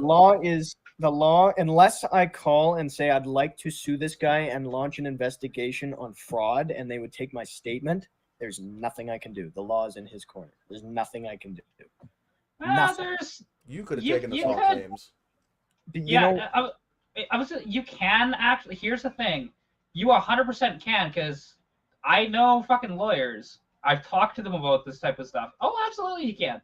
Okay, and any lawyer would take up that case in a heartbeat because you'd win. Okay, so wait a minute. You don't normally take a lawyer to a small claims course, though. You can though. It's not really worth it. And it doesn't. Well, actually, because the thing is, you can get more out of it because just like you could claim like damages because it's just like, well, hey, I was going to use this truck, whatever else, and now I can't, and Now you're trying to screw me over, so I want more money out of you. The thing is, I Where? still have the bill of sale, the signed bill of sale. I didn't rip it up or anything like that. The problem with is on that bill of sale, it says as is. In fact, I put the nail in my coffin because I put as is where is on the bill of sale. I always do, out of habit. So I bit myself in the ass there. You but I as put the as is buyer where don't is. ever put that. Yeah, I know, but it's a force of habit because I sell more cars than I buy, quite frankly. Well, So, but you never it's- put that. You never write out the comments. All you do is write your address and sign it. yeah, well, What? I put as is where is. Joe, It's ridiculous. Joe, we need to take you to the school of thought here. Yeah, Yeah. that part Or is. you besides just the like, point. and the thing is, You And didn't put a especially nail if in you a were coffin. freaking You put a bullet in your Didsbury. foot. and if you're in Didsbury, why didn't you just call me up? Fuck, I'm right by. Literally. That's Okay, the but other I'm not thing is part of whenever it. you go to go look at a vehicle, especially if you're excited about said vehicle, take somebody else with you. Yeah. It keeps you from buying a vehicle just because you are excited about it. Yeah, I know. I just went and saw a Buick LeSabre tonight. That's why I wasn't on the stream because I didn't buy that one. That's for sure. Did you take somebody But with you? I did. You take a chaperone? I did. Yeah. Yeah. It was my friend Lewis. So anyway, so Kat, what would you propose that I do then? Because it is a buyer beware thing as It's far as too late now. Yeah, Well, I that's what I'm mean, saying. well, The time to well, do with something you- would have been when you went back there and wanted your money back. Because if you're going to give them the truck back, he should give you your money back because you didn't put a deposit. If you would have Yeah, given, like- if you would have put a deposit of hold, he could retain the deposit of hold. But if you returned the truck, he should have given you all of the money that he gave you because he's got the truck and now he's got $200, $300 of your money. You're right. Oh, yeah, well, 100% right. you could literally go back to the guy, threaten him with a lawyer, he'd give you your money back. Yeah, but the Guaranteed. thing is, he's not out there to scam people. He is. He's Bullshit, he's no, bullshit. no, bullshit, he's not. If it does not have a proper VIN on it, Okay. bullshit. He's I not bet out you there to anything scan what- somebody if he didn't sit there and say what the truck was. He was not upfront and honest saying farm truck titled as a farm truck right in the ad. Yeah, and here's the thing: if it doesn't have a VIN on it and it's just a serial number, And he didn't chances disclose that to are you that was a upfront. stolen. That was stolen in Saskatchewan and then revinned as an Alberta freaking Or abandoned. Oh yeah, I bet you anything. It was abandoned I at one bet you- point, at least. It probably stolen. It's not uncommon for that to happen here, to be Yeah. honest. Especially second since gen the VIN Rams are was very. because like even if you were to revin that truck as a farm truck, even up here, farm truck up here still has the VIN in it. But those VINs were removed. Yeah, that was stolen. Guaranteed, that was stolen. We don't know if it was stolen. No, we don't have I any can video. no. We Here's can't. the thing. Why? No. Here's the thing.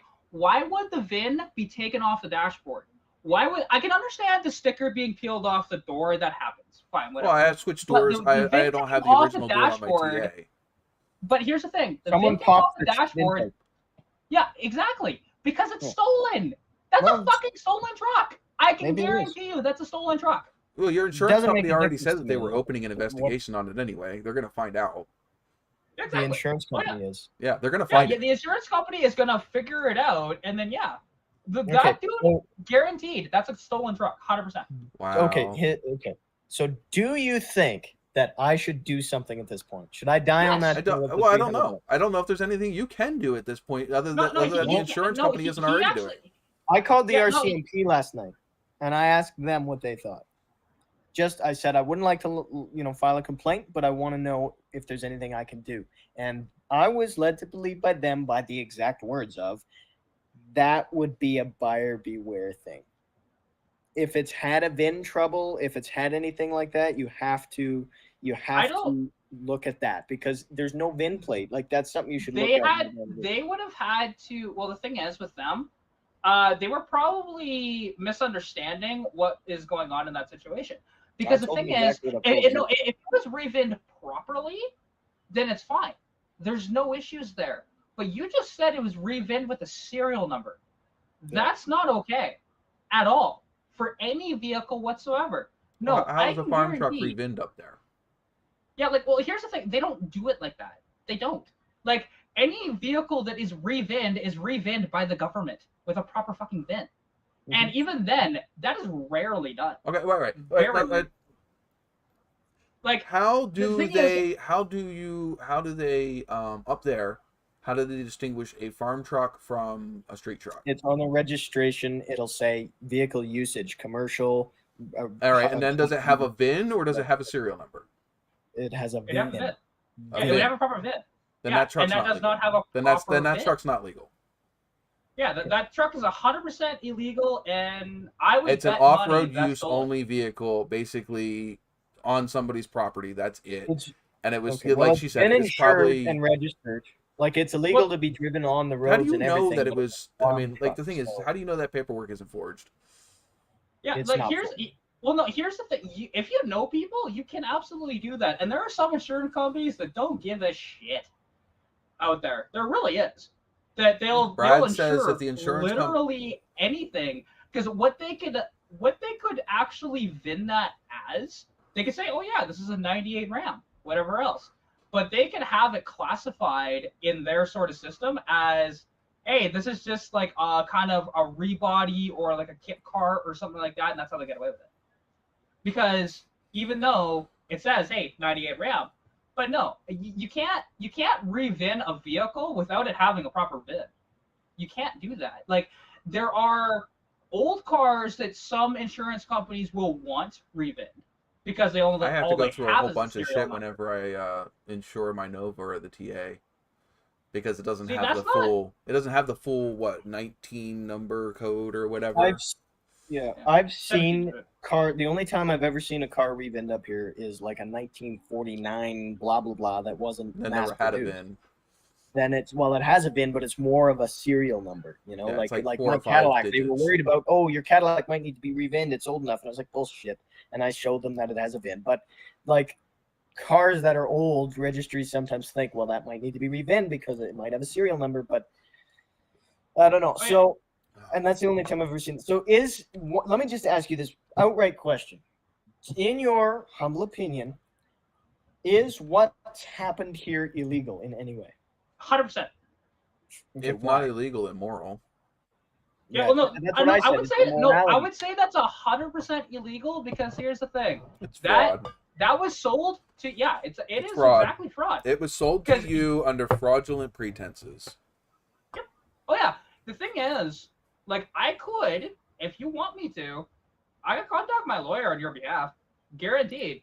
He will say the exact same thing I am. What does he charge an hour? What's his retainer? He would do that probably pro bono, because to be honest, that would be great. We're fine. Like, you know, when I had that issue with fucking asshole here in town. We need an update on this story in a future live stream. Absolutely. But I mean, I can. Yeah, I'll have to. I'll have to contact Kelly and then see, because actually it's technically it's my friend's lawyer, but he's done stuff for me. See, down here in PA, we couldn't even have bought that truck. You could not have bought that truck down here in PA. You need a title down there. You need a title, and a title has the VIN. Yeah, we don't have titles up here, but like the one thing is, because that thing, the only pretenses of that thing could be sold technically is, hey, this is not a VINable vehicle. This is not a registerable vehicle. It's registerable as a farm truck because they'll let you do anything. That's the only reason why. Because no registry would accept that at all.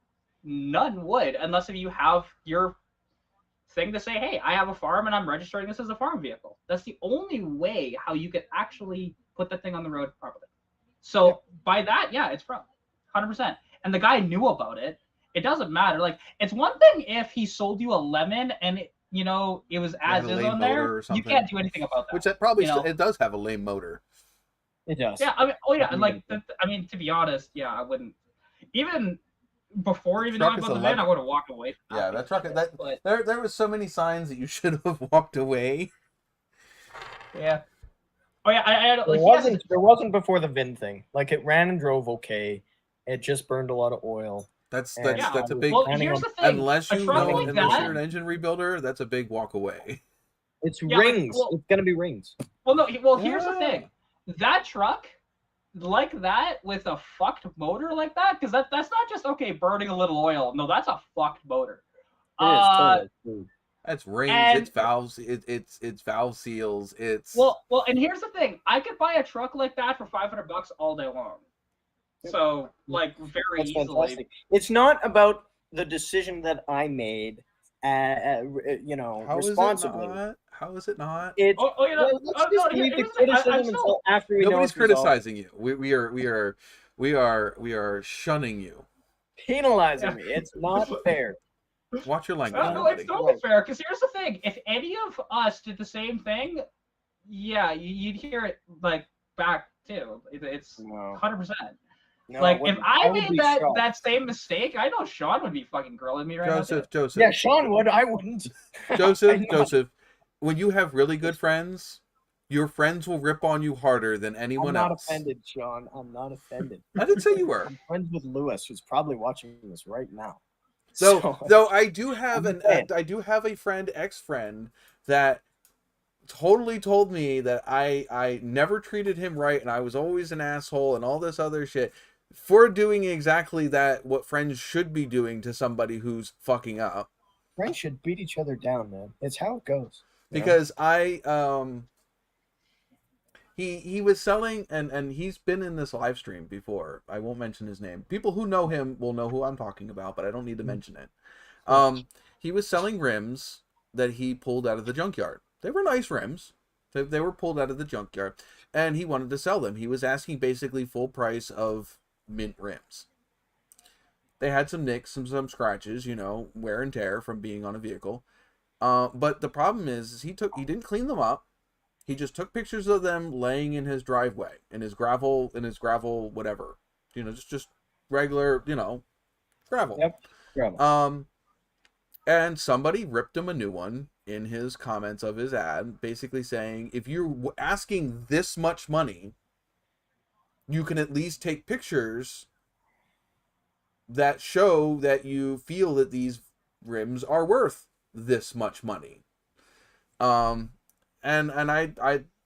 he came into the group chat, and when we had the live stream group chat before, this was way before Kat or anybody else was in it, and he basically was complaining about the fact that, oh, this guy's an asshole, and he I was like, no, he may be an asshole, but he's right.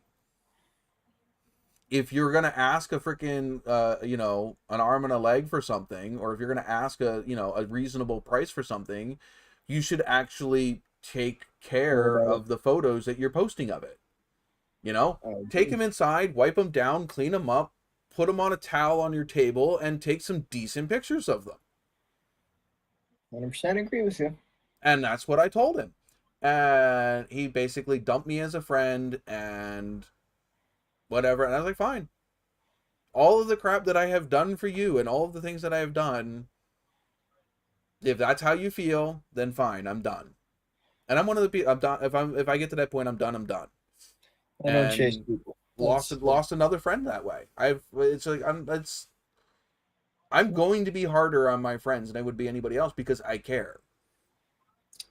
Not to mention, you make fun of your friends more than anyone else because you're friends and you should know how each other is. Common opinion. It's true. I mean, it's not as common as it should be, but Smith Formy's right. In the U.S., it is illegal to remove the VIN. Technically, it is here, unless if it's a registry or a registered person doing it. Yeah. Like that's the but weird then they're part going to about put that truck. I another don't know VIN how in it works. They're going to be putting a new VIN in its place. They don't just remove a VIN and that's it. Yeah, exactly. That's the weird part about it. I don't know how they finagled that. That's the weird part. Well, it was probably stolen then.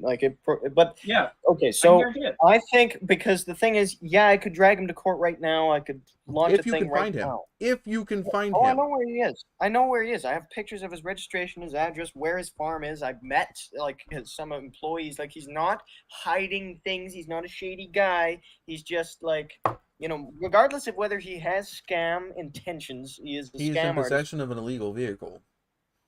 Fantastic, but he's not in knowledge of that. Like, he didn't disappear. If he disappeared, That's one thing. But he didn't. He gave me most of my money back. He thinks he's got a legal vehicle and that I'm the He inconvenience. made $300 off of you and still has He the did. vehicle.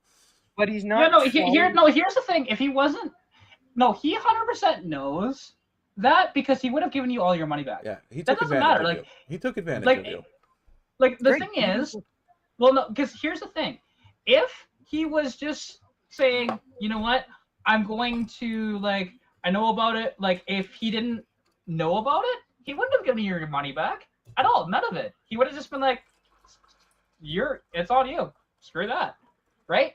That's what normal sellers would do in that situation. Because with me, to be honest, yeah, at Greg's place, if you hit the end of the driveway, you can't get a refund. He gave you enough It's of done. your money back that he doesn't think you're going to freaking do anything about it. Well, okay. Yeah. Well, I am going to do something about it. I think, but the thing is, what I was just saying was, I could launch a thing right now, but at the end of the day, a judge, if it gets to that point, was going to ask me, "Did you try to get your money back?"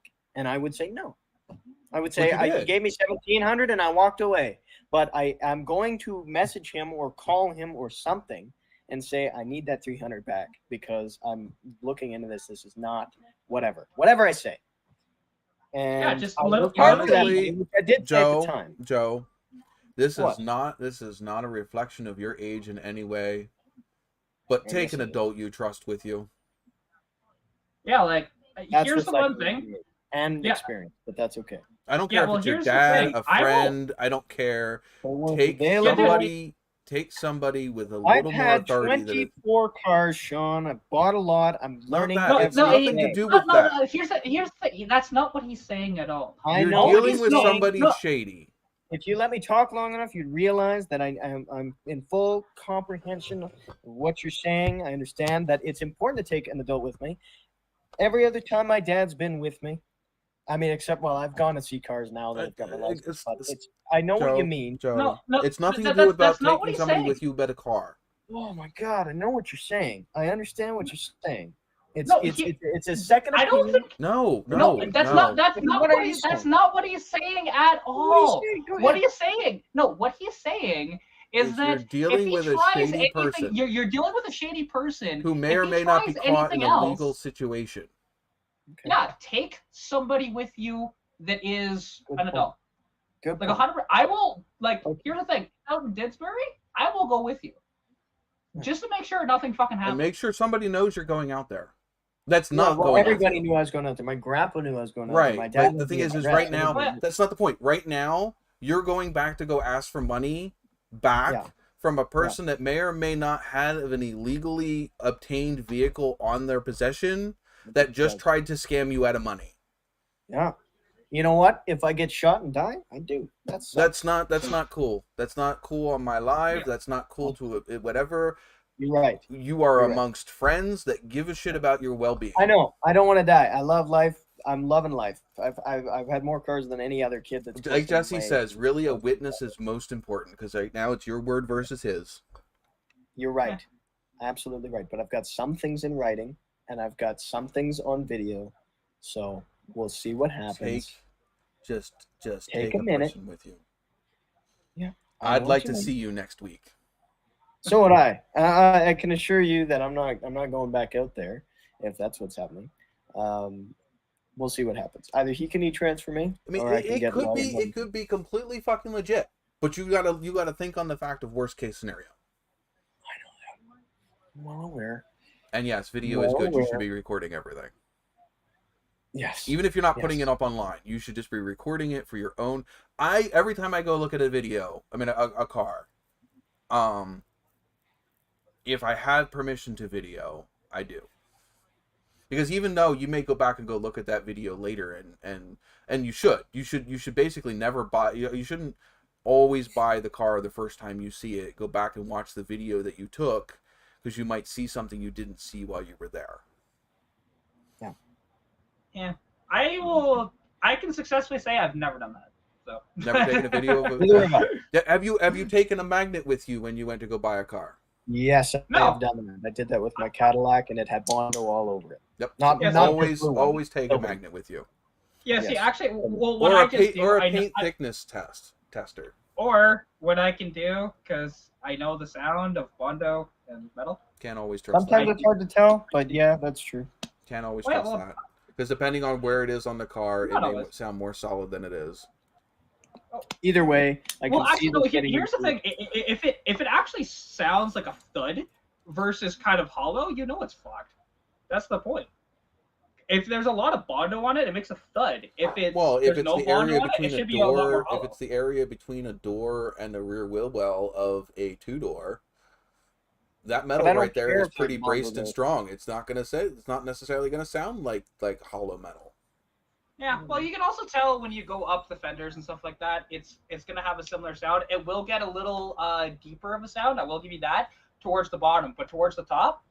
I always take a magnet with me that I know will fall off of a car at a very good. That's a smart thing to do. It's a smart thing to do. But anyway, I don't have long on here anyway. This has been longer than I thought. But anyway, I'm just thinking because I've got some things to do. I'm going to legally try and get my money back, and that way, if it goes to court, it goes to court. But keep a witness with you. Just cross your T's. Well, it's all going to be in writing. Talk to some other people's, get some other opinions. Don't just take our word for it. But you walked into a could have potentially been a scary situation. Technically, sure, but either way, we'll see what technicalities are the difference between being 6 feet under and being up on top. That's great. I live my life on technicalities. The road to heaven is paved with technicalities. Anyway, it's that everything, once things become legal, that line is when everything becomes in writing. Everything. Well, and even if like I said, even if the sale is legal, regardless, I need this money back, so everything is going to be. My point is, even if this sale is legal, next time you know to walk away before you make it final. Next time I know. It's a hard lesson. I've learned this lesson. This is a crazy lesson. Part of it was probably that he wanted to teach me a lesson. And he took advantage of a young guy and taught him a lesson in the process, so he sleeps at night. You give people way too much credit. I'm not. I'm giving him the lack thereof in that case. Yeah, well, okay. Just a thing is, and I'll offer it to you. You can take it or leave it, whatever. If you're looking at a vehicle and you just want a second opinion over the phone, I'm always available. You can call me. I appreciate that. Facebook video chat. Yeah, or even that. I mean, either way. Well, that's what I was doing with the Buick today. I didn't do that. I mean, I called my dad for a second opinion, and he's just like, I don't know, bud. You do whatever you want with your money. That's a great. Woohoo! Thanks, Dad. Oh yeah. Okay. No, yeah. Well, I mean, your dad. I'm surprised he puts up with as much as he does with your vehicles. But I know. Me too. I think he's a little fed up. But he is 100%. The first time I met him. Well, actually, not the first time. The second time I met him. Oh yeah. I can see it. Yeah, it's. I'm downplaying it a little bit. We've had outright conversations. I'm sure. Yeah, I don't know. I'm still with team keep the Mazda, but that's already out. Well, that's already gone. So I mean, the thing is, and I'm going to bust on you here. Made mistake number 1. You sold the Mazda. You then dumped the money you made from the Mazda into a POS Dodge Ram that even if you did end up getting it registered and inspected and insured, or whatever you do up there, would have burned through that money that you made from the Mazda between the fact of buying it and gas money within a month.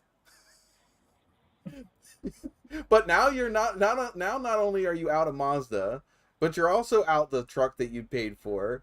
I'm not out of Mazda, Sean. I bought that thing as a flip car. I made more money than I've ever made on a car on that car. Right. Yeah, he did make a whack of money on that car. So I don't. Money. But for right now, you should have held on to it until gas prices came back. I'll buy a $300 Civic that needs an engine and throw an engine in that. That takes me 45 minutes. That takes longer now, but yeah, I know what you mean. Like the one thing is, you should have bought you should have bought a Civic instead of a Ram. Yeah, I get your point. That's what you mean. Pick on the rookie because I fully support that. Actually, anyway. Yeah, well, it's not really calling you a rookie or anything like that. Trust me, we've both made been bad there. decisions. Yeah, well, it's not even like making bad decisions. It's with the whole car scene thing. When we're younger, hey, we want the really cool cars that probably That's don't get good gas mileage. 95% of us. I was that way too. Well, And I went then, from a perfectly decent Chevy Nova that got decent gas mileage, well, decent for what it was, gas mileage, and because somebody told me it wasn't safe enough, went out and on a whim bought an '89 Jeep Cherokee that basically cost me my job, basically blew a motor within for the first 2 months that I owned it, that I had to rebuild the damn thing in my backyard, and less than a year later was completely rotted out and I had to sell.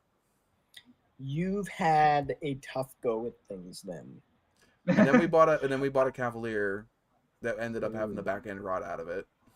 Okay, well, I would buy a Cavalier. And the thing is technically my Nova still outlived all of those cars. I mean, your Nova is half dead right now. Well, no, I mean, before it died. Before it died and kicked the bucket and had to be taken, it outlived both of those cars three cars that we bought after to replace it. Hey, no, Jesse, I wouldn't say that. I mean, I know you're a Ford guy, I get it, but I wouldn't say that. Yeah, second-gen Rams are fantastic. It's just that one was a lemon. I don't have anything wrong with my Ram. My Ram would be back on the road again if I could afford a transmission to be put in it, and it was the reason why the transmission failed is probably my fault. It's just funny, man. It's like, my second-gen Ram is great. They don't have lots of issues. They're fantastic trucks. If I could afford a transmission to put in it, it would be back on the road. Well, the thing is, again, the truck is virtually freaking nothing wrong with it other than the transmission.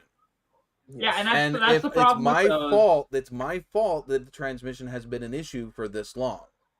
If I would have just went out and bought a replacement transmission for it, I probably would have several thousand miles on it.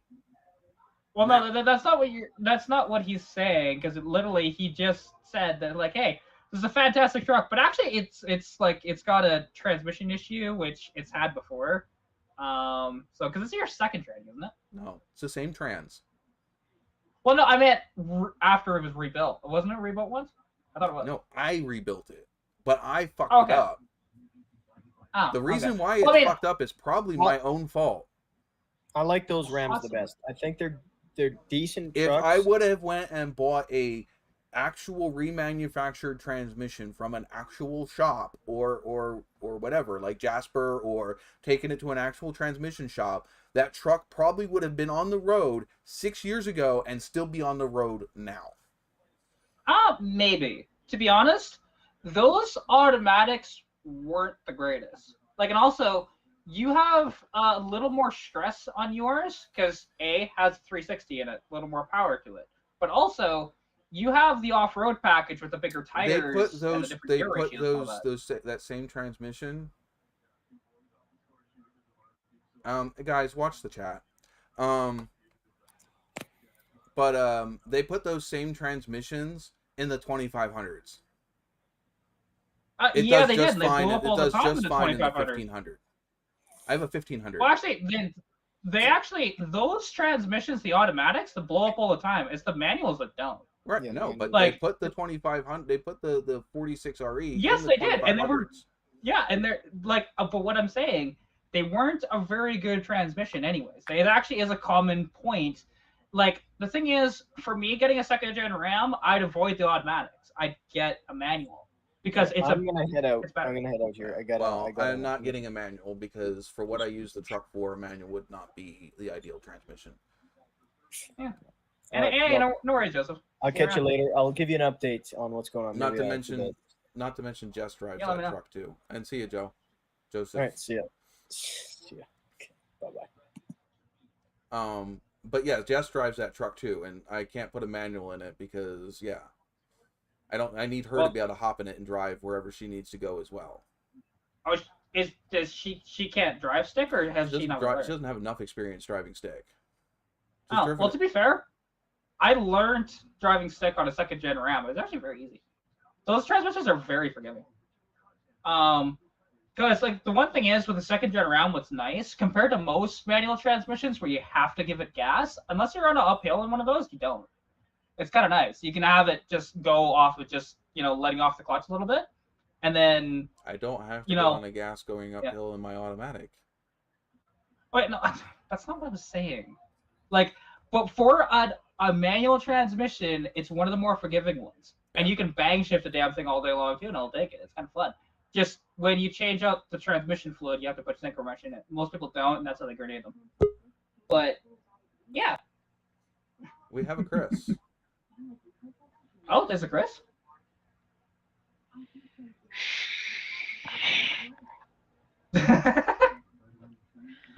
He's sneaking in. I'm in Darknito.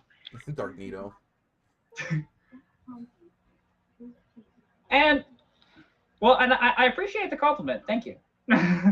Just catching up on the chat. Yeah, I mean, I've been in some situations where I've had to be a little feisty and stuff like that, and really fight for what I need. So it happens. You know, got a lot of experience with that shit.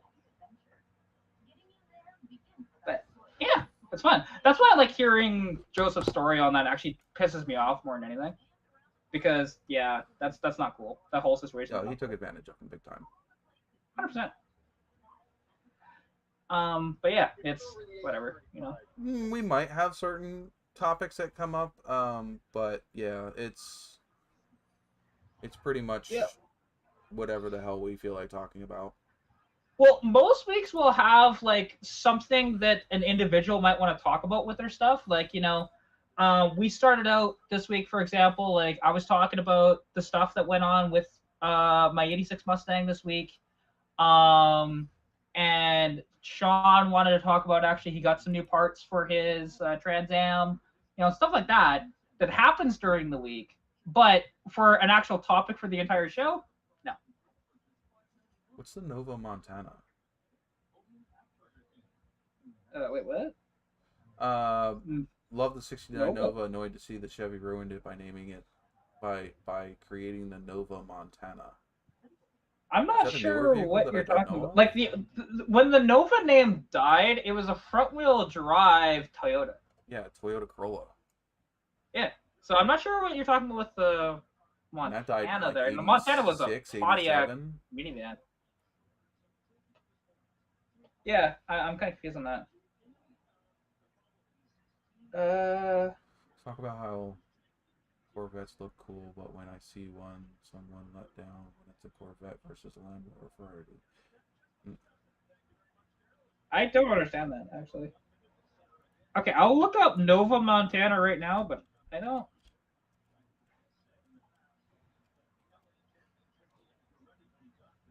Oh, it's like a Chevy Ute. Oh, I don't mind that. Whatever. That's not bad. Like, okay, so it's a currently in prototype right now. It kind of looks. Oh, is that Chevy's? Like, they had a thing with Ravane for an electric truck. Is that what that is? I think so. Like, it's not even an American vehicle. Yeah. Well, I'm not shocked by that. It's that's Colorado. Ah, okay. Yeah, and to be honest, that's whatever. Like, the thing is, yeah, for that, like, they don't exist here, and there's lots of names of vehicles that we were just talking about that earlier. Forever. Like, well, and here's the other thing too is the Nova name started out as just your basic family sedan. That's all it was. It turned into a cool car, but it's still, even when in, you know, the 65 through like 1972 is like its prime of the Nova. He's right. It kind of looks like a Subaru Baja. Yeah, sort of. But like the thing is though, is even still at that point in its life, yes, they made badass versions of it, but it was still just a plain Jane sedan at the time. You could get a cool two-door version with a big block in it. Yeah. The Novas? Yeah, in technically that was 68 through 70. I was gonna say they didn't put a big block in any of the 4th gens that I have. The biggest No, you no, get no. is a 350. But yeah, like, and Most even of them your had a generation, 305 again, or that was just like, and even your generation was just a plain Jane car Approach and that get way, which was cool. But you know what I mean? Like, there's a lot of stuff. You can even look at some of the cooler stuff, like even the Dodge Dart and stuff like that. Again, that was just a regular pedestrian car that they made badass versions of, but majority of them were four-door slant sixes. You know, like, yeah. Chris, I don't know if your chat just that far behind or if you just posted that, but I just posted that. The Incognito.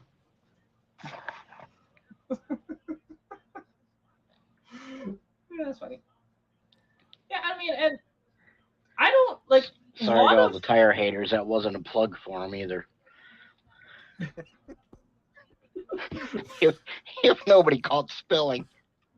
Incognito. oh yeah. Fuck.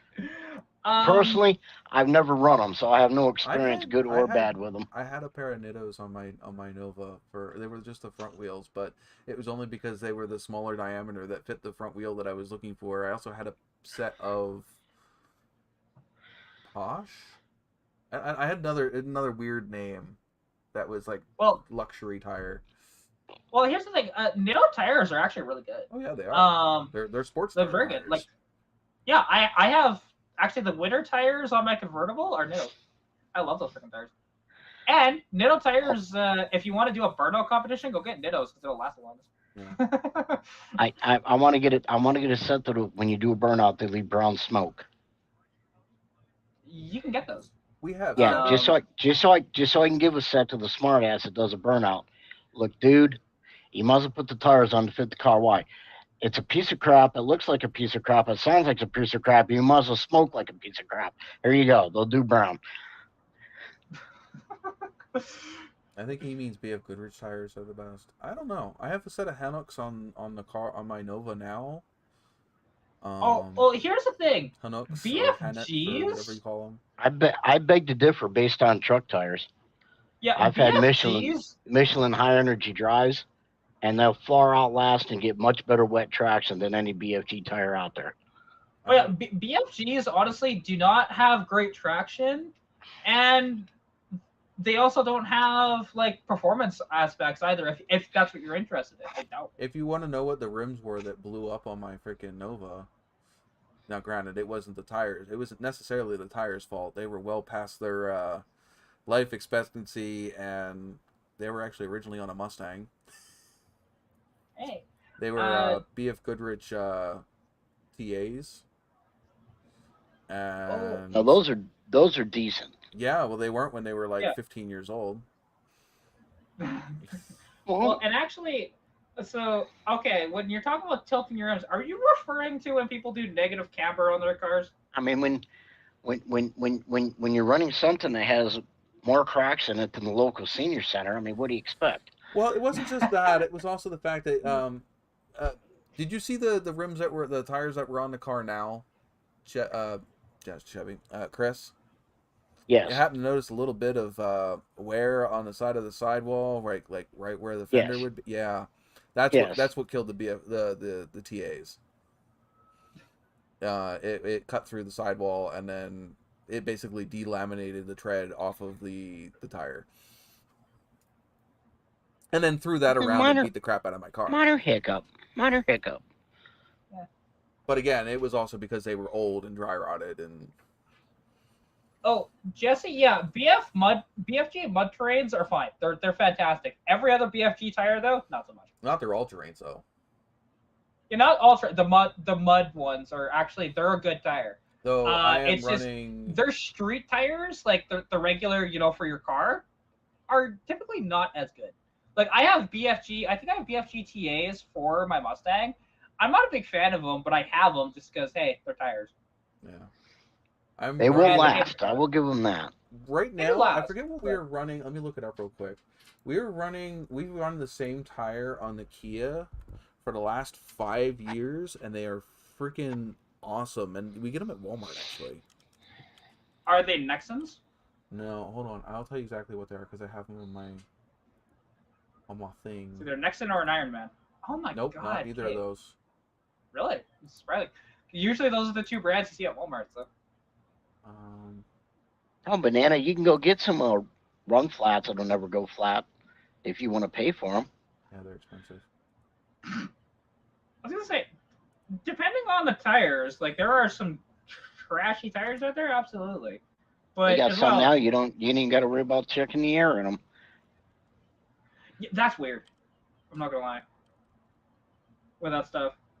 Yeah, because there ain't no air. I mean, there's air in them, but it's because they got holes straight to the side of them. You can look from one side to the other. Yeah, those are just bizarre to me. Like I don't get and those. they're not actually how that they great. work. Yeah, I'm sure they're not. Like it's a cool concept, but they have a lot more to R&D with it. I think before it's still good. Before it's good again. So.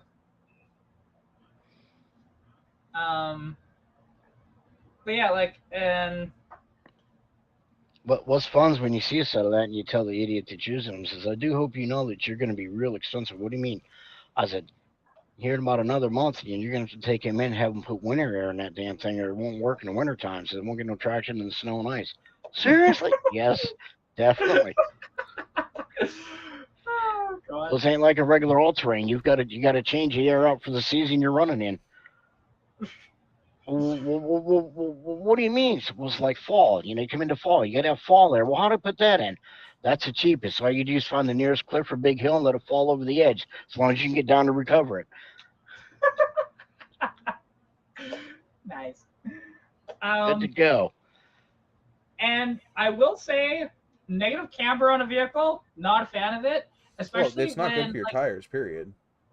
Oh, it's not. And also, a lot of negative camber, like really functional negative camber, is only like 4 or 5 degrees. That's about it. Any more than that, and all you're doing is just screwing up your suspension and your tires. And even that, you're still screwing up your tires with doing even 4 degrees. Yeah, it's all looks at that point. It is. And like, when the thing is, and I always wondered, like, why? Because the thing is, for me, if you're doing a style choice on a car, it shouldn't hinder the performance of the car. They've already got 100 to 200K tires. You just need wheels big enough to fit truck tires in the thing. We routinely get 150 to 200,000 out of a set of tires on these. Yeah, and then what you do, you retread them and get an extra 80K out of them. Yeah, I don't even mess with retreads. Screw that. Good. I'm happy to hear that. Like, there's so many truckers that do it. It upsets me. Yeah, well, it's companies. Yeah, there's a lot of companies that's like well, it's not so much Speedco. I mean, there's a lot of it in Speedcos, but Love's has their own retreading tire program now, and they're giving a 100% warranty on the retreads. Like, okay, so buy a set of these, I run them for 2 years, come back, and because it wore out, you're going to replace it for free. Well, no, we warranty it against defects. Okay, it's an old used tire that's already got thousands of miles on it, and you glued a rubber band on that's got some grooves in it. Whoopee. So the tires that we've been running on the Kia are General Exclaim's HPXs, and I'll tell you what, they're grippy. They last for. I mean, we put a lot of miles, like over 20,000 miles on that car almost a year, and they last. Huh? It's good Chinesium. But they're great tires. Oh yeah, I mean, I don't doubt it. It's just like, and they're not expensive. They're like $68 a tire. Wait, actually, what was the brand of the tire? Sorry. General Exclaims. I wonder, because if that's General Tire, I can actually see that because they've been around forever. If that's who actually makes it, then yeah, I could see that actually, because General Tires have been a thing since like the 20s or 30s. They've been around for a long time. Also, they finally pulled Koskinen. Jesus. He landed 5 on 12 shots, and they finally pulled him. Fuck. It is General Tire. Yeah, Jesse, the biggest thing I've seen lately in a can is a can of Funk. So yeah, it's not an off-brand tire company. They're the ones that made the grabber generals that were used in the Fast and the Furious on the frickin' Charger. Yeah. Actually, like General Tire, like I said, big, good company. They'll make cheaper tires, of course, but they're good. They're good for up to 65,000 miles. That's not bad. I don't like the thing is I have new tires. I mean, they're just a cheap freaking. Can't even remember what the hell they're called. But on my inline six Mustang, it doesn't make a lot of power, so I don't care that much. And it has decent grip and whatever else. Highlighted route. Oh, go to sleep. We're parked, you fool. So yeah, I mean, we've been running those tires for the last 5 years between the two Kias. And they even still have decent grip when they're damn near fucking bald. So I mean, and for $68, I mean, a lot of the tires that we looked at for this car are pushing like 100. And I've had tires that were more expensive that we bought because they didn't have these ones in stock and they didn't last nearly as long. But that's generally the ones that we go for the Kias. It's not something I would necessarily run on like my Nova or the TA, but for a regular passenger car, they do just fine.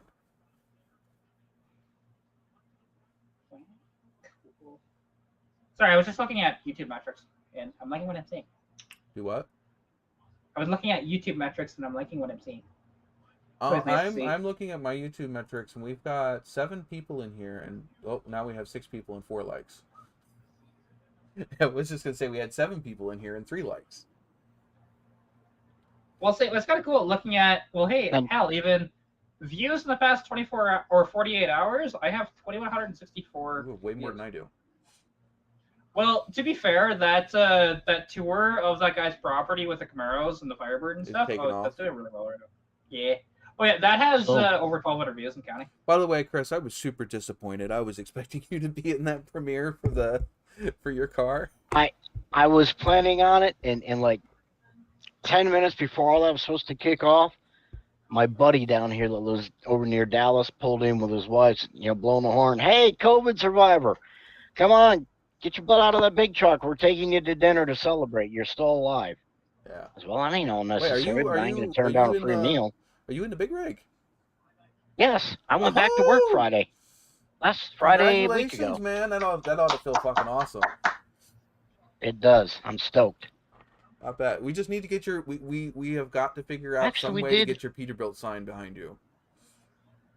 Yeah, I'm gonna have to reconfigure something to hang it in this truck to get it to work right with the lights. We are definitely glad about hearing your freaking voice, but we need our Peterbilt sign.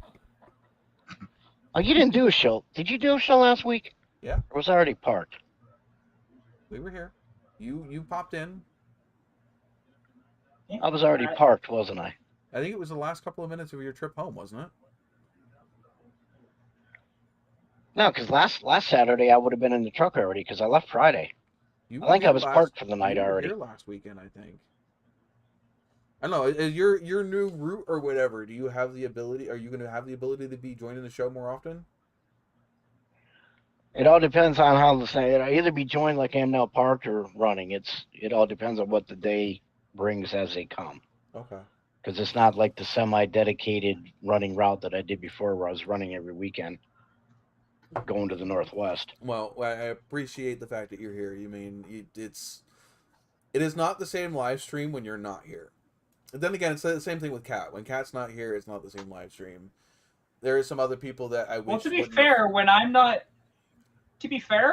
here, there's nobody else here than you, and it's very sometimes. depressing. Well, not when Chris used to be here every week. That's true. That is true. But then again, I also used to have lately, a lot more people that were here every week.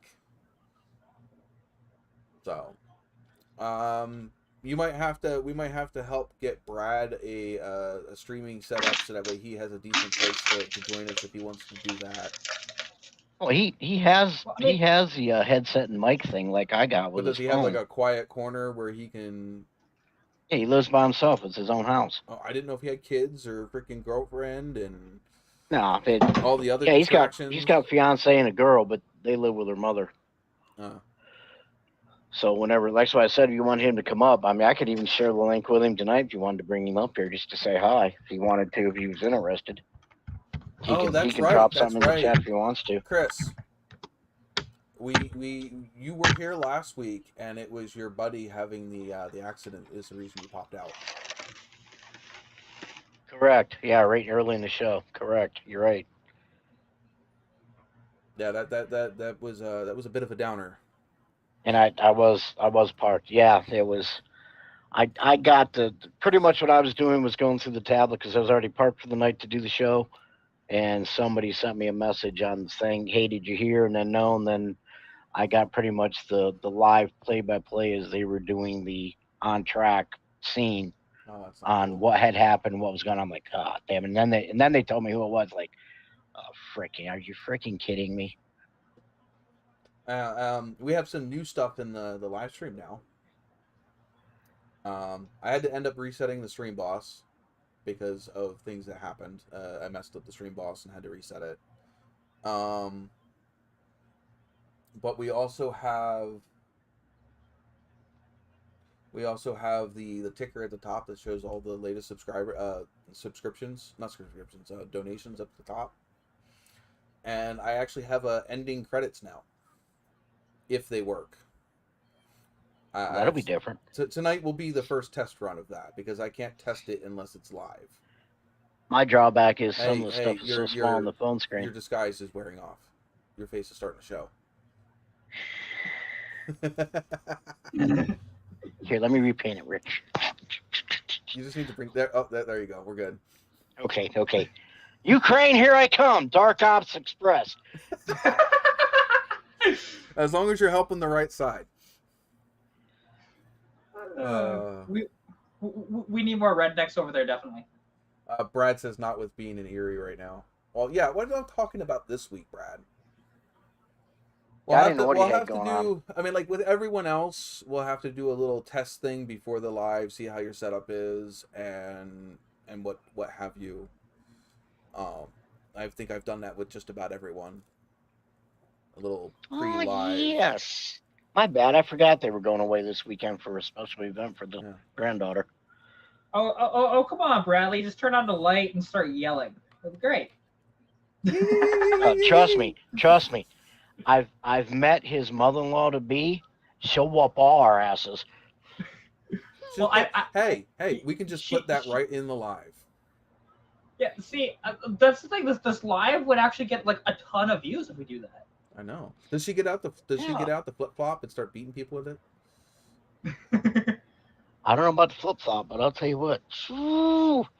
I seen her chase some old beggar with a broom one time at a festival. I was like, what happened to him? So she's one of those witches. Well, I ain't gonna go that far. I mean, she has a nice side. She is a very Christian lady. So does Jess. I mean, you can be a witch. Wait. No, yeah, you're right. No, she can't be a witch. She's got that Christian side. Never mind. Yeah.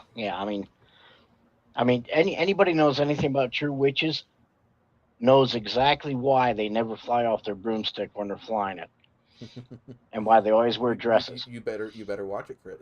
Mine does not wear a dress all the time. It was actually very rarely she wears a dress. She's not a witch, though. I said a true witch. 100% complete. Are you shitting me? Are you going to say Jess is not? Do I need to get her in here? Yes. Have you seen? I actually sat down and had a very nice conversation with her when you run off to the party room. Party room? Yeah, the party room. You don't remember the party room you had to run off to when we was in the middle of loading the car? Oh. Yeah, that one. And you left that poor, unfortunate little elf helper there, stranded by the side of the garage door. Poor little feller. He was a good worker, though. I'll give him credit. He earned his money. He tore hell out of them boxes. They're actually both in the background of the video. You can hear them. Cool. He tore hell out of them boxes. You need to go watch that video now. Well, not now. Well, I'd get to. I'll have to do that when we get done here. When I bail all out. of the sharing that I did all over the freaking place didn't freaking do shit. I shared it to every Firebird group that I knew of, and I think we had like 3 people in there for the preview. Yeah, it wasn't very many. I had more people in there for the Nova video than I did for your Trans Am, and I felt bad because honestly, I think the Trans Am one was better. Well, I mean, it was, but the one Hey, thing is, like, with everything your was going videos, fine until the ramp decided to burp itself. yeah, I mean, don't get me wrong, it was a great video because of that, but like, there was no like detail or anything really with the car or anything. Like, No. I was But expecting if more. you stayed to the end, I didn't need to because Chris had a whole video already with explaining it. I didn't know I that mean, much that's right. about that car. Well, I mean, yeah, but I don't know. I just We I literally don't pulled the do. car out of the garage and threw it up on a trailer.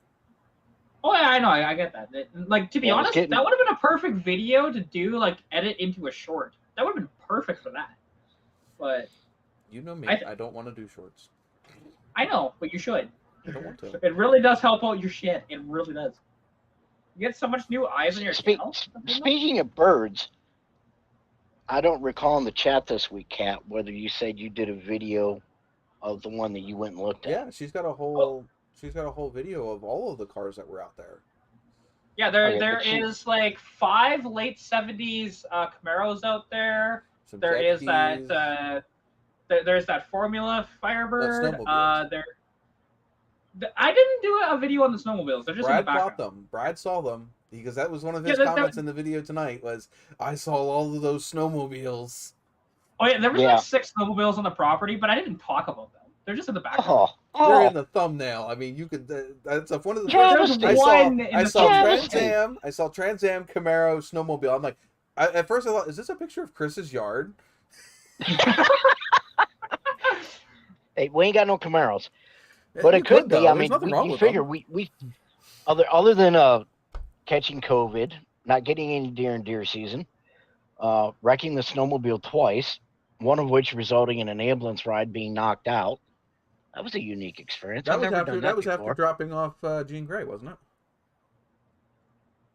Yeah, the next week because we did your car and then no, actually we did your car, and on the way home after we did Jean Grey, I ended up in Clearfield in the hospital with a diabetic emergency. 4 hours after leaving my house, he's in the freaking ER with COVID.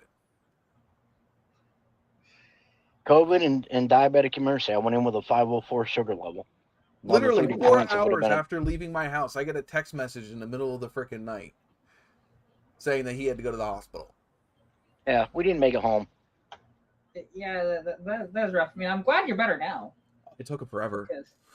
Yeah, I'm still not 100%. I know it all too well. I had it for 16 days, and I had lingering freaking symptoms for probably a month and a half.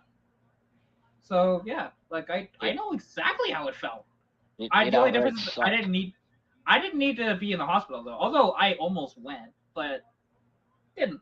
So yeah, that began the next 2 weeks of horrors, 3 weeks of horrors. I don't know who all was in the chat earlier, but I have no trust issues when it comes to new people in the chat anymore. I shouldn't say no trust issues. I have no trust with people that pop in the chat that have weird, goofy names. Yeah, Bradley had the fun helping rearrange it, and we're in the middle of rearranging the trailer at this little medical doctor office thing down the road from his house because his drive was on a slant. And I told him, there ain't no way I'm kicking that car in neutral sitting in your driveway. We're going up there to the medical building where it's level and flat. Chris, if we would have loaded that Trans Am on anything that wasn't fucking level, that back end of that car would have been off the trailer. Yes. Oh. The only reason that car stayed on that trailer is because that ground was somewhat level. Because the way that thing and it was dry. It just kicked it right off the damn freaking trailer. And it was dry. If it'd been wet, yeah, it'd been curtains. And he has some really fat ass tires on that car too. 255. Did not care, just ripped them right off. 255, 50, 15s. No, let's put that in perspective. The big ass tires that I have on my Nova are 255s, 75s, or 60s. Huh? I'll have to go read the tire again now. Remember, I think they're 50s. The ones on my Nova are 255s. Yeah, I think the ones on the T are 255, 50, 15s, and the fronts are the 2 whatever 60s. Yeah, it'd have to be fatter because they're definitely fatter than the tires of my car. But my back tires are 255/75 R15s, which is a 30-inch tall, which is what, 10.5 by 30 inches.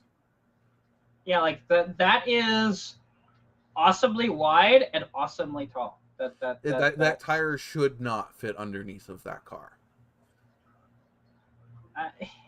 It is a tire that should be on a Chevy Colorado. It's well, no, it's a truck tire. It is flat out a truck tire. I could not order that size tire as a passenger car tire. Oh, you probably could, but it would have cost you like $2,000. They don't make it. They do not make that size tire in a passenger car tire. It is a light truck tire. Basically SUVs and trucks. Because you would think that they would make that. Like, I mean, granted, you might have to contact companies directly, like the tire manufacturers for that. But again, it's classified as a light truck tire. Probably the easiest way to get a car style tire on that size would be to get a hold of Coker tire.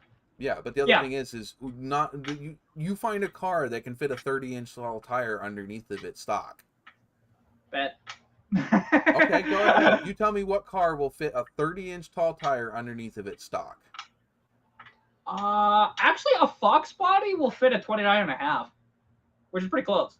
It's not a 30, but it's 29.5. I think that's how big a. Let me double check my measurements, but I'm pretty sure.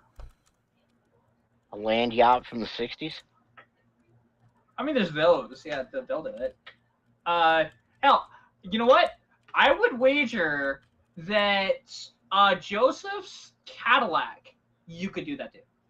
Because there's a mile of frickin' fender still in there. It is 30.1 inches tall. Leave it to the boy to remember the tire size of the tires, because they were both of them trying to convince me. We got a garage you can leave it in, Dad. You ain't got to haul it all the way home. The 255/75 R15 is a 30.1 inch tire by 10-inch tire. There you go. Oh yeah, it's a big ass tire. Don't get me wrong. I love the look of it. It's great. Now, if only it was together fully, it would be great. The tires on the TA, which Chris's TA, is. Well, he had it in the chat. 255/50/15. Well, I'm looking at it the actual size, not in. Oh, that'd probably be what, a 28-inch tire? Tall?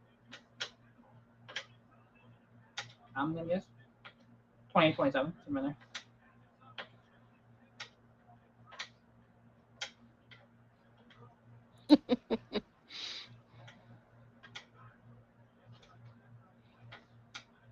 How the hell is this game? It is a 23-inch tall tire. Oh, it's smaller than I thought. And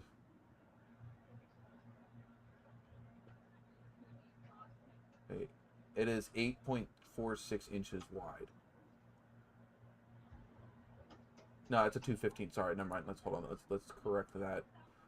Why is that? I was gonna say that doesn't sound right. No, it's not.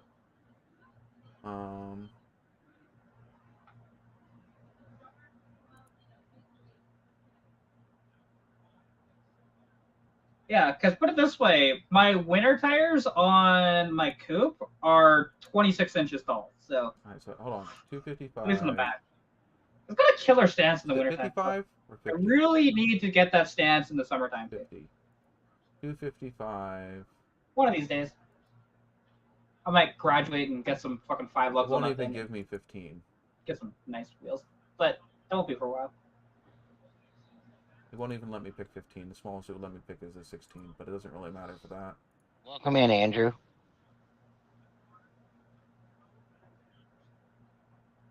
Hey, there's somebody saying hey to you. So the tires on the TA are 10 inches wide. They're 10 inches wide and 26 inches tall. Which is basically the same size tire that I used to have on my car anyway. And they're all bite with a lot of bark. Because I had 215, 65, 15s, which are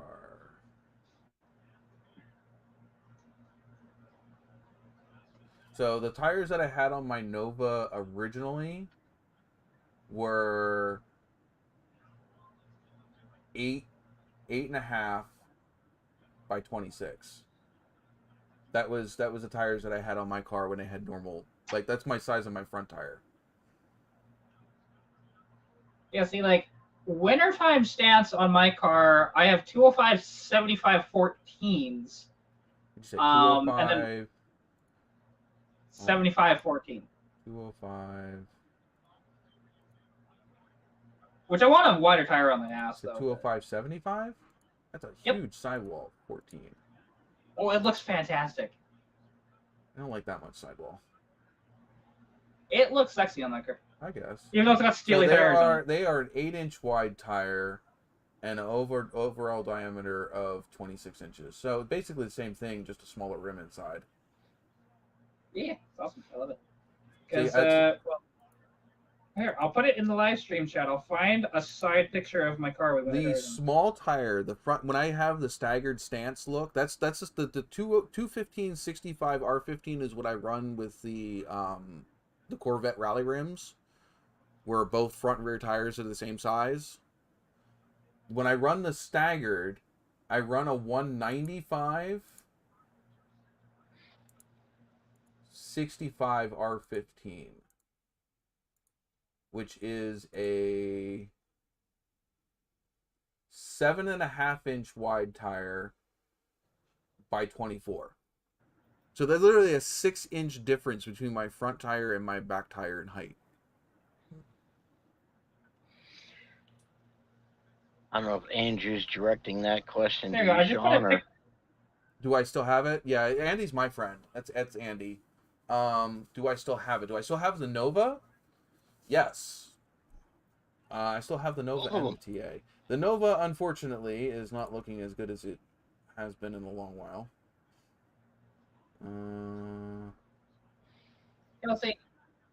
See, now, you can't say that, because I just put a picture in our live stream chat there. You can't say that that ass end looks freaking sexy with that much tire in it. I'll look at it. It should be wider, but the tallness is great. But I can't do any taller than that of a tire, though, I don't think. I mean, I might be able to do a little taller than that. But maybe. I might be able to do an 80, but just barely. Hold on. Looking at it. Yeah, I guess it looks okay. It's just going to be real thin. Yeah, it's only 205. Yeah, like, the actual ass end doesn't look as pretty as the side. Yeah, like, look how much space there is, though, to still play with that a 26-inch tall tire on it. Like, it's pretty impressive. Let's see here. This was us bringing bringing it it to to the kit for storage his RAM. place. This was us bringing it to the storage place, what? 2 weeks ago? 3 weeks ago? Oh, he was asking if he still had the RAM, which yes, he does. But Oh, his yes, I do transmission still have the is RAM. blown The up. RAM is down with a transmission issue. Yeah. That'd be We did fix the transmission. We fixed the 3-4 weeks transmission and ago? it broke again. Let's see. Trip. I put 6,000 miles on that truck though, Chris. Sure. From the time I put it back on the road to the time the transmission blew, it was like 4,000 to 6,000 miles, somewhere around there. You see, and that's why I don't think it was an issue of you rebuilding it. It was just a defect with the granny. It had the issue, the start of that issue, right after we got it running. It was having issues where when I got it under power, it would slip. So it had that issue already. It just slowly died. I was just being very careful about what I was doing with it and was making sure that I wasn't putting any real power to it at low RPMs. What year F-250, Jesse?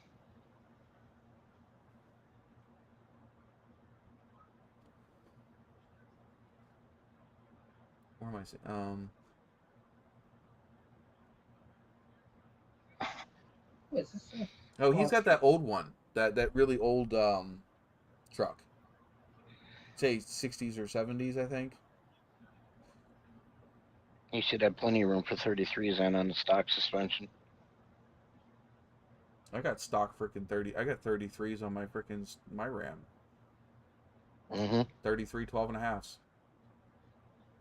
65. You see, should have room for them. Well, actually, 65 was that the no? That's not the year of the unibody, was it? Brad, it was only first and second gear that went out, and no, it doesn't. Not quite sure what caused it. It could have been a lot of things. I'm pretty sure it was a fluid pressure issue.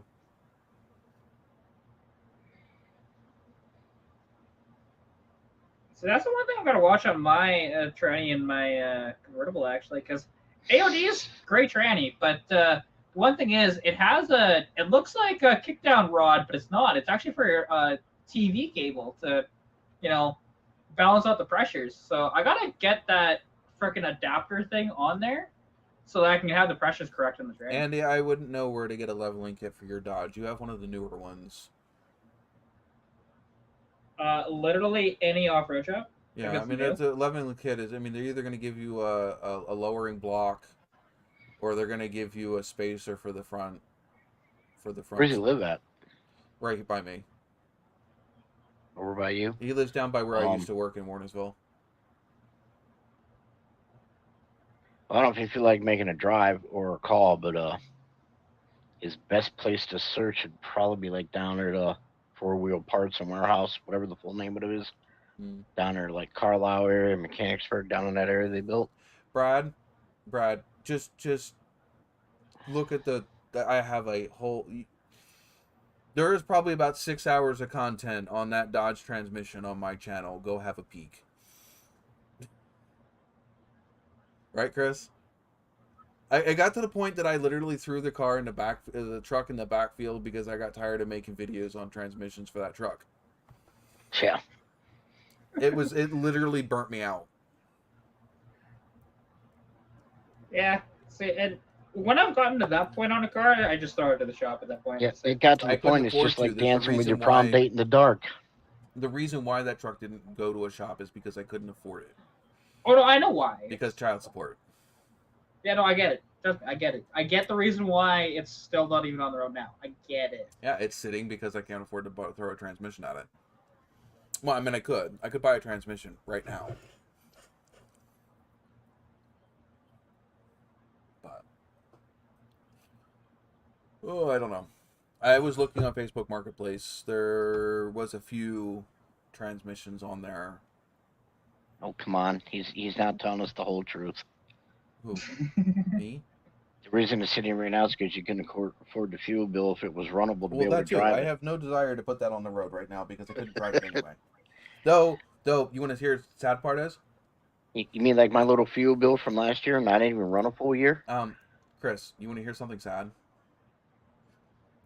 Jess is finally going to build a flower bed out of it. No, there is 22 gallons worth of fuel in that truck right now. Oh! Dude, go get one of those siphon things. Yeah, Jess has already threatened to. Dude, I would do it like just have a bunch of jerry cans. It cost me $75 to fill that right before it went down. Yeah, I would literally do it. What are you waiting for? Because you're not going to get to that truck anytime soon, and it's just going to save you money. Yes, I am. Are you? Really? Are you sure? Mm-hmm. Are you sure? Yeah, I've already been looking at transmissions. I don't believe you. You want to see my search history on freaking Facebook Marketplace? No, it might be dirty. This could be scary. There's a bunch of yeah, it might be dirty. There's a bunch of tranny parts on it.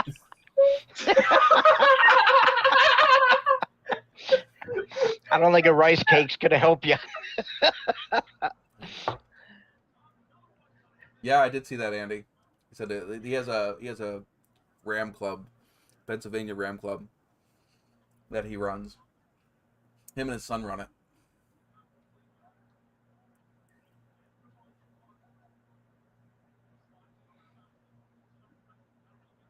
No, I wasn't looking at a used Dodge transmission. I was looking at actual rebuilt ones. No.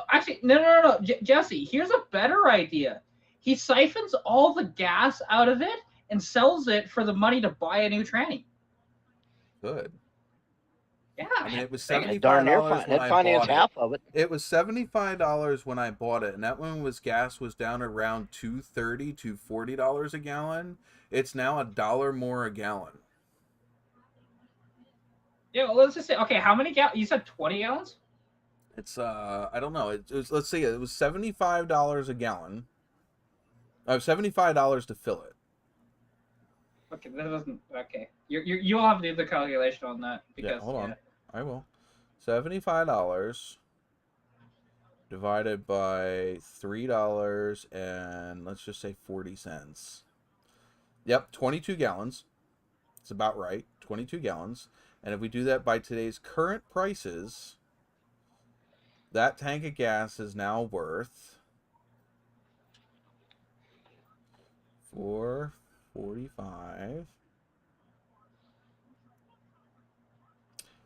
That tank of gas is now worth $100. Yeah, see, there you go, making money. I'd make $25 off of that tank. Yeah.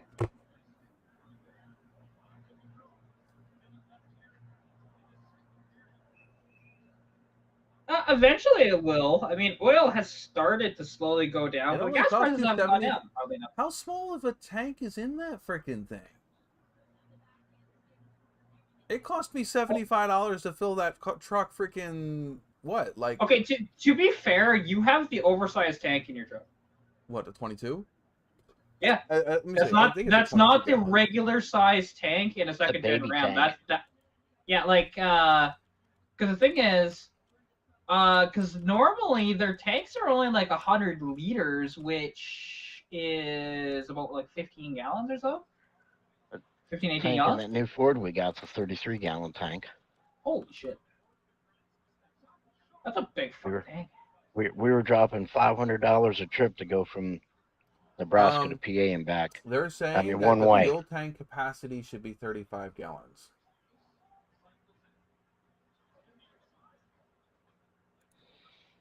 Was it completely empty when you filled it? No. What is the standard fuel tank on a Ram 1500 is 26 gallons, which makes sense. Yeah, I know that they're a pretty good sized tank, but I know there is an extended tank, which I think you have. No, not if I only filled 22 gallons the last time I freaking filled it. Why? You could add 10 gallons in it. You don't know. No, I'm pretty sure. I wish I could fill these tanks for what it costs to fill the pickup. Because I think the most I've ever cost me to fill that thing from almost empty is $85.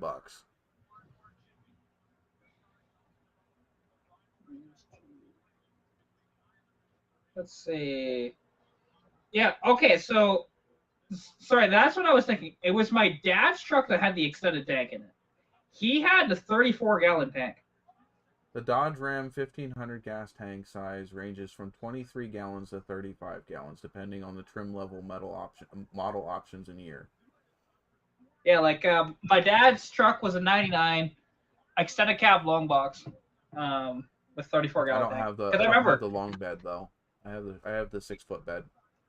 Yeah, that's why. Because yeah, like I remember that tank.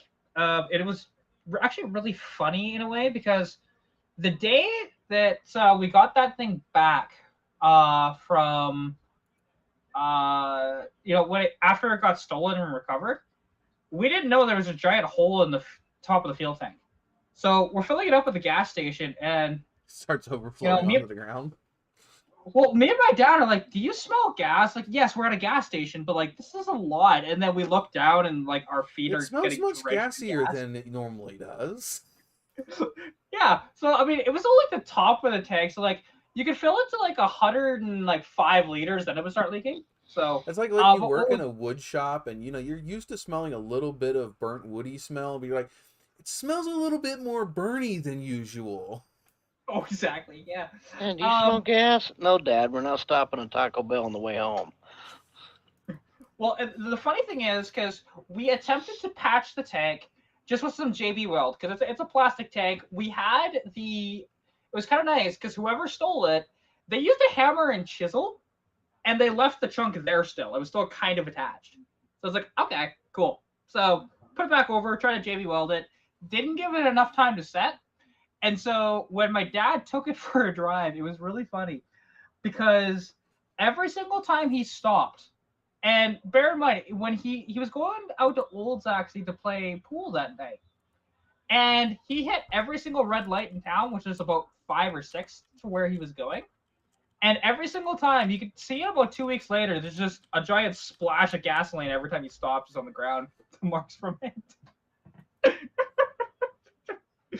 Yeah, he should not have been driving that car. But my car wasn't on the road yet. So I had just it's a Hansel and Gretel truck. It was leaving breadcrumbs to find its way home.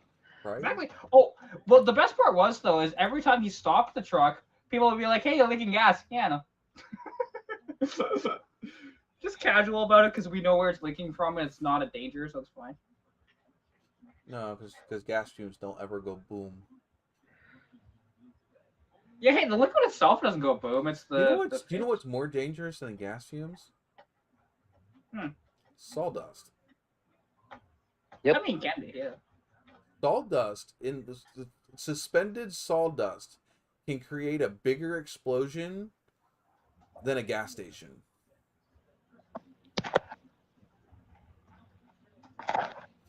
I never knew that. But yeah, the suspended sawdust can actually create a bigger explosion in an enclosed space than gas fumes can. Because it actually will cause several explosions. Yeah. Well, that's why when you hear of a plant going up like that, it doesn't just burn; it blows up every time. It's like several bombs going off. Yeah, well, and the reason why is like in wood shavings or wood chips and stuff like that, there's a bunch of oxygen that's just in the middle of all of that. Mm-hmm. Yep. And that's what goes oxygen boom. to fuel, which would be the wood itself, is it when it gets airborne is just crazy. Well, yeah, that's the reason why in all of our wood shops, like we had this very complicated, at least in majority of the wood shops that I worked in, had a very complicated vacuum system that was attached to every single tool, just in case, because there were some kids that were stupid. You can get just the dust that settles on top of the rafters and stuff. If it gets shaken down, can. Oh yeah, exactly. Brad says you can go right with that. He worked at a sawmill and he had the sawdust caught, and it was like a bomb. Yeah. It's not something you would think about. You would think, okay, yeah, it would burn, but you wouldn't think that it would explode.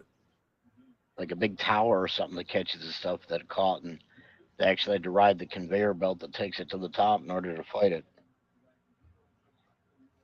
But yeah, I watched a video somewhere, and it was talking about like a furniture store, a furniture factory, or whatever like that, where you have a bunch of different machines going on all the time, and they were just talking about how just like because like even where I work, okay, we get metal dust that sits everywhere. And you think about that. Well, if you work at in a place that cuts wood, you're going to have that same dust, but it's going to be made out of wood. And I mean, think about how volatile one of these pellet plants would be with the binding agent and sawdust where they make the pellets for all the pellet stoves. Yeah. Oh, I just found something really freaking cool that's for sale, but I don't have the money for it. I wish I did. How much money is what? It's a 78 Pontiac Le Mans wagon. You might not think, hey, what's so cool about that? Yeah, it's got well, the thing is, it's got a 400 small block that has a blower on it. Wait, it's a Pontiac, and they're calling it a small. Is it a Pontiac engine? Or is it a small block Chevy? It's probably a small block Chevy. It may have a 400 in it, but it's not a small block. No, well, not a big block. Chevy, yeah, exactly. I was going to say it's not a big block either. a Chevy 400 is a small block. They could be a small block or a big block. They make both a small block 400 and a big block 400. Wait, Chevy does? Mm-hmm. Yep. I thought it's like you want to have a huge argument. It's a completely different block. That's why I said like Pontiac doesn't have a small and a big block. They have small and big displacement. Well, no, I said Chevrolet, not Pontiac. Right, but I'm saying Pontiac doesn't have a big or small block. Technically, neither does Ford or Mopar. They have different blocks, but they're not small and big block. You want to argue with a bunch of guys? Go up to a bunch of Ford guys. Say, yeah, I got a Chevy over there that has a 302 in it. They'll swear up and down Chevy number 302, and yes, they did. Oh yeah, I know they did. They also made a 67, 69. They also made two different versions of the 305. Yep. Well, hey, You know, the other thing too is yeah, who made a 350 first out of all the big three companies? It wasn't Chevy. I couldn't tell you. 58 Dodge had a 350 in it. Like it is a well, actually, the motor that was in Christine in the movie. The actual car or the car they used for the movie? The actual car. Like the nice show quality version of it, not the destroyed one. Yeah, that had a 350 in it, which is not a Chevy 350. It's a Dodge 350. I think it's a Polysphere, if I'm not mistaken. The first iteration of the Polysphere. So what is okay? Question of the day. What type of block was Chevy's alternate 305? Oh, that I could tell you. Unless it's a letter designation. Oh, give you that. So you got 26. You have 26. Well, the minimum. Okay. You have 26 Can I give a hint? Can I give a hint? No. Oh, come on. No, I got a great hint. You can't hint until after people have a chance to guess. I got a great hint. Is it a Winters block? Like a W? No. Okay. Then I don't know. Because that's the only other designation that I know that's like for a weird block. Because I know the Winters block. It's not a code letter. It is literally. No, you said that. You said it was a letter on the block. It's a letter, but it's not a code. I don't know that. One letter or two? I'm not divulging that much. Oh. You have your standard 305 V8, and then they made an alternate V8, and the designated difference was a letter.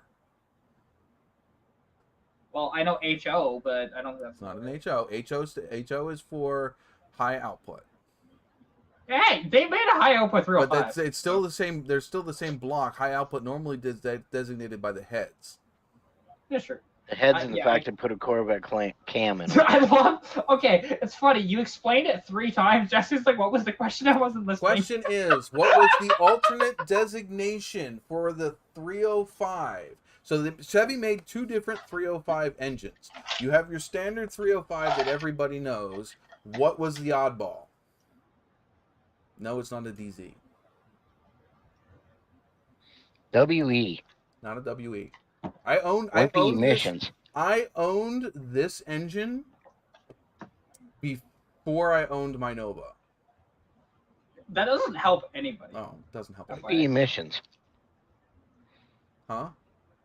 It's pre-emissions. It's old. WE. Wimpy emissions. No, it's I'm pretty sure this block was from like the 60s or 70s. See, if it was FE, that'd be weird. Go for it. Am I gonna get myself a DZ? Am I okay? I'm gonna. It's 1 letter. You're now down to 26 options.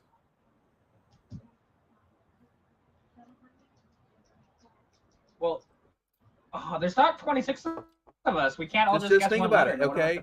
Dodge, you know, there's different types of straight 6s, right? And they have the slant 6. They have like the straight inline 6. It's kind of along that preference, but it's a letter. No, that doesn't count, Jesse. You're automatically out of the running. You have guessed way too many times. Okay, if you say that, it's an I then? It's not an I. Because have you ever heard of a freaking inline 305? Hey, you never know. Inline 5 Chevrolet. Heard of that. Inline 5, yes. 8. But it's a V. It's an 8. It's an 8 they had inline 8s back in the 40s, so anything's possible. 8-cylinder 305, and it is the single letter that describes what this engine is. F for fuck. There you go. Jesse, I'm not even counting any of your guesses anymore. I mean, I think we're pretty much done at this Everybody's point, done? to be honest. Nobody's gonna get it. It's Y. I think so. But why? Because it had a... Okay, so your standard Chevy V8 has a certain, angle between the opposing cylinders. The 305 Wait a Y minute. block had a smaller intake run. No, So- spread them out again. Put your palms together. Bring them back to your beard a little closer. Drop a ½ inch. All right, hold that position for a while. Use your imagination, everybody. Just go for it. Run with it. Shut up.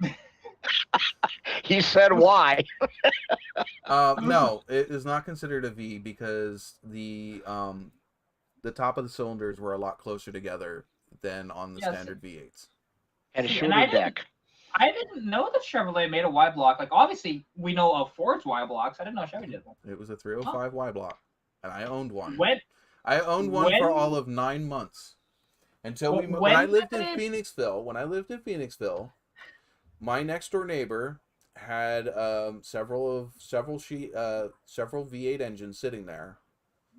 And this was the same time that I had that yellow 442 Oldsmobile that my stepfather was supposed to be building with me that he ended up selling. Because, you know, he needed beer money. You go. But when we moved out of that house and we moved to the other side of Phoenixville, my stepfather refused to take the engines with us.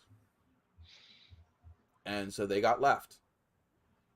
And because I was a 16, 17-year-old kid and I didn't have a fucking choice, it is what it is.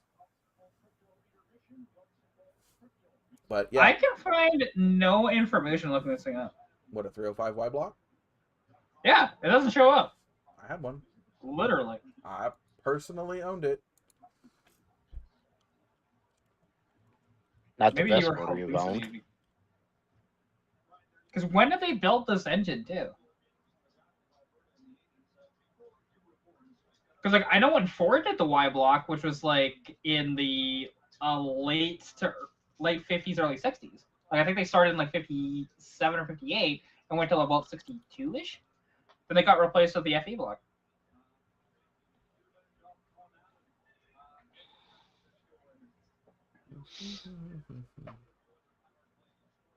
Because I can't find it, so I was looking for it for a little bit now. I'm looking.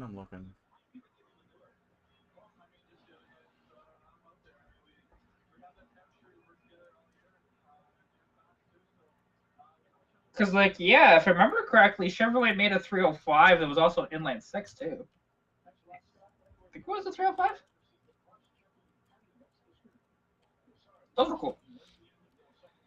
And hot rodders love those motors.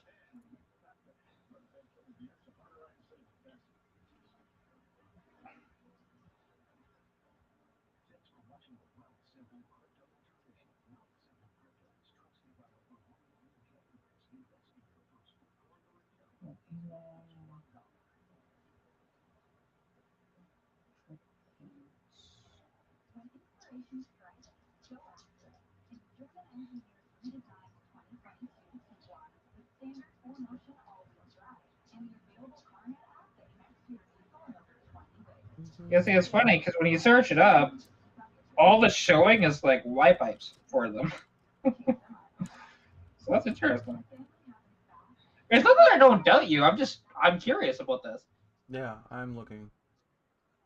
I mean, I know what I was told. Maybe I was told wrong. I don't know. Maybe you're in a cannabis-based delusion. Yes, because I've ever.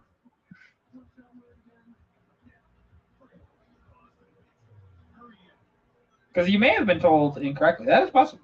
It is possible.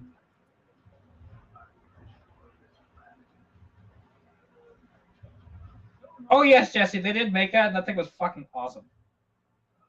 That was in the 70s, wasn't it? I don't think that was actually made by Chevy. I think the well, no, a GMC used it for their heavy duty trucks, like big trucks. Yeah, they did do that. I don't think it was Chevrolet. It was actually GMC themselves, and it's one of the few times that GMC has done something on their own. Because yeah, wasn't it like essentially two 3.8 like Buick blocks that were kind of bolted together, essentially? like lengthwise. They're cool though. I have heard about those and they're dope.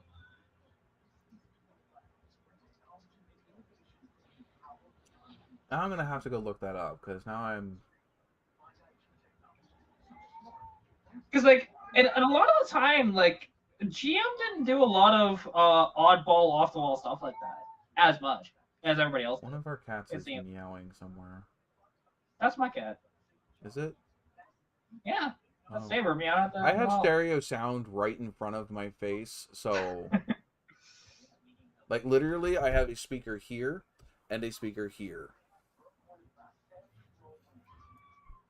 Yeah, I just dang. When did Big E join the conversation?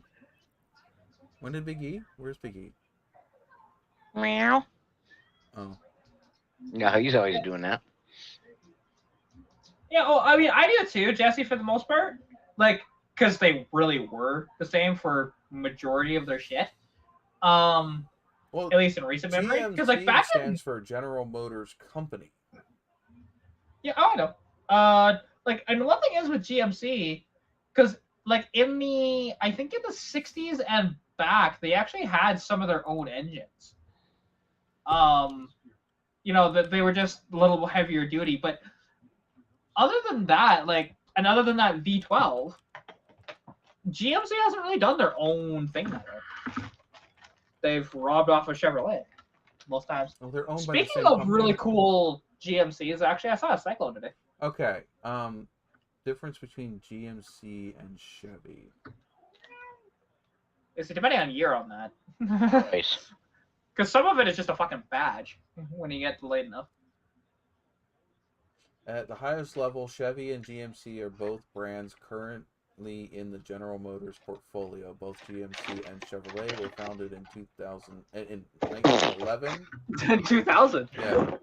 However, as separate entities by different people. Chevrolet gained the controlling interest of General Motors in 2018 in sort of a reversal takeovers, and General Motors then began to acquisition GMC in 1925, completing the purchase in 1943. So it's Chevy bought General Motors and General Motors bought GMC in 1943. It wasn't until 1998 when General Motors officially changed the brand's name from GMC Truck to simply GMC and continued to expand the lineup to include SUVs and pickups. So GMC was strictly a truck company. Yeah, they were for a long time. It wasn't until 1998 that they officially freaking. Yeah, because and even like GMC Suburban, it's still technically a truck. So. Continue to expand the lineup to include SUVs along with pickups. The history of Chevrolet, GMC, and General Motors is a long story but in its own right. While General Motors has owned many different vehicle brands for the decades of 2001, only Chevrolet, GMC, Buick, and Cadillac remain in the portfolio. Yeah, that's stuff that we knew. I didn't realize though that it was taken at face value. One might have no question that Chevrolet and GMC are different brands. Unfortunately, there was a period of time in General Motors history where both Chevy and GMC offered effectively the same products. When the Chevy Silverado and the GMC Sierra were debuted in 1998, the two pickups were essentially the same vehicle. The only difference between the two models was that the grille, headlights, and badges. This practicing of brand engineering continued through the first three generations of Silverado and Sierra, and even extended to the full-size Chevrolet Tahoe/Suburban and Yukon SUVs, along with their Cadillac SUV counterparts to the same degree. And I love that they say that when you can date that back with GMC to the 60s for that. Because at least in the 50s, GMC had some of their own engines. So that it was the one different thing about them. But they were still the exact same fucking truck. So GMCs were considered more luxury than the Chevys. Well, yeah, they were. But they were still the same. Like, Same sheet metal, same engine, same trannies, all that shit. It was just, hey, look, slightly up trimmed. And even then, look at an OBS GMC versus an OBS Chevy. It's the same fucking thing. Identical. Down to the freaking interior. Like, you got the same options and shit. While the feature sets are similar and differences aside from styling were sub words. All the research that we've seen and conducted has shown by GMC buyers rarely cross-shop Chevy and vice versa. If there's one thing that General Motors has done right, it has been marketing the brands as different demographics. In a typical month, Silverado outsells the Sierra by about double. However, Sierra commands a much higher average transaction price, taking on their own. Silverado and Sierra outsold by F-150 and Ram 1500, but when combined, GM ton pickup truck sales compete neck and neck with Ford. So if you add Sierra and Silverado together, they compete. That's how they compete with Ford and Ram. But technically, they're separate trucks. Well, no, they only separate them so that the public perception of them isn't that. All right.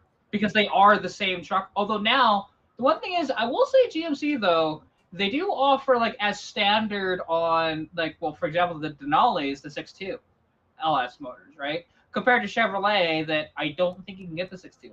So I will say that. But other than that, they are pretty much the same. Although, well, again, also, the Denali comes with, like, an all-wheel drive system. That's GM basically saying that, you know, the GMC has a higher price tag.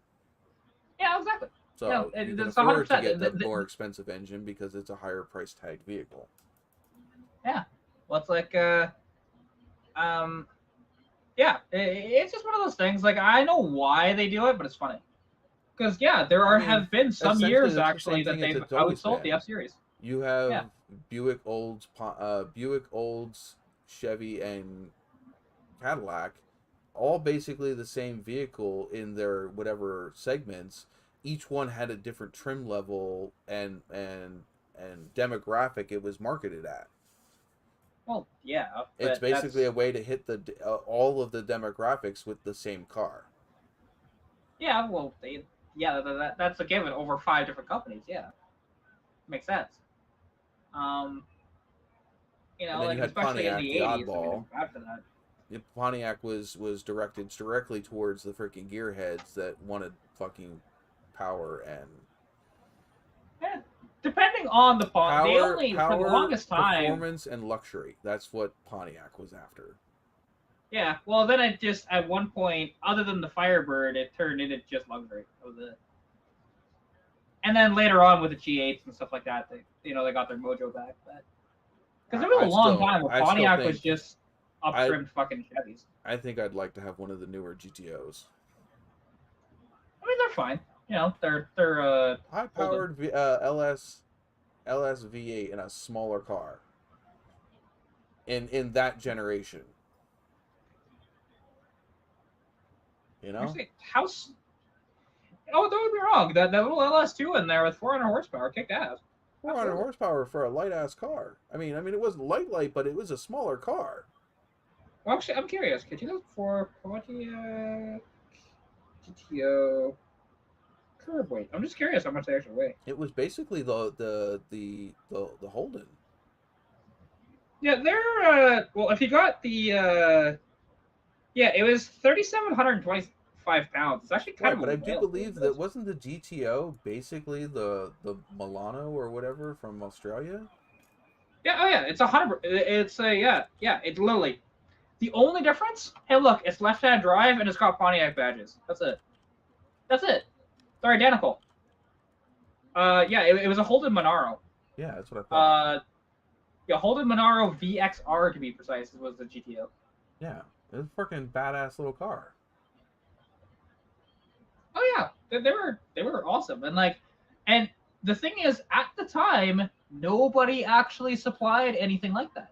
Nobody. Because I mean, the closest you had was the SS freaking. That wasn't out yet. No, not the standard, not the SS. Not just the name SS, but the freaking Tim Allen had one, the SS Impala. See, and well, when the GTO debuted, the SS Impala was the front wheel drive thing, like a front wheel drive LS4. It's not the same thing. Like the Impala SS died of the rear wheel drive in '96. 8-5, holy shit. Because yeah, like because the Impalas later on SS, if I remember correctly, those were the front wheel drive LS4 ones. Well, the one I know of is the one that Tim Allen had. Yeah, which that was '96 when that died. That was the last body-on-frame car that GM made. Because since then they haven't made one other than trucks, so and they don't count. Yeah, it was a '96 LT5. Yeah, that was the one I was thinking of. Yeah. See, and the thing is, and the GTO came out in like 2002, so yeah, it's quite a bit later.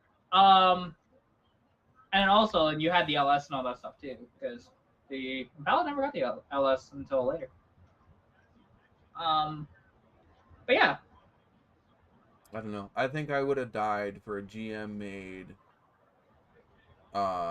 like 2018 Trans Am.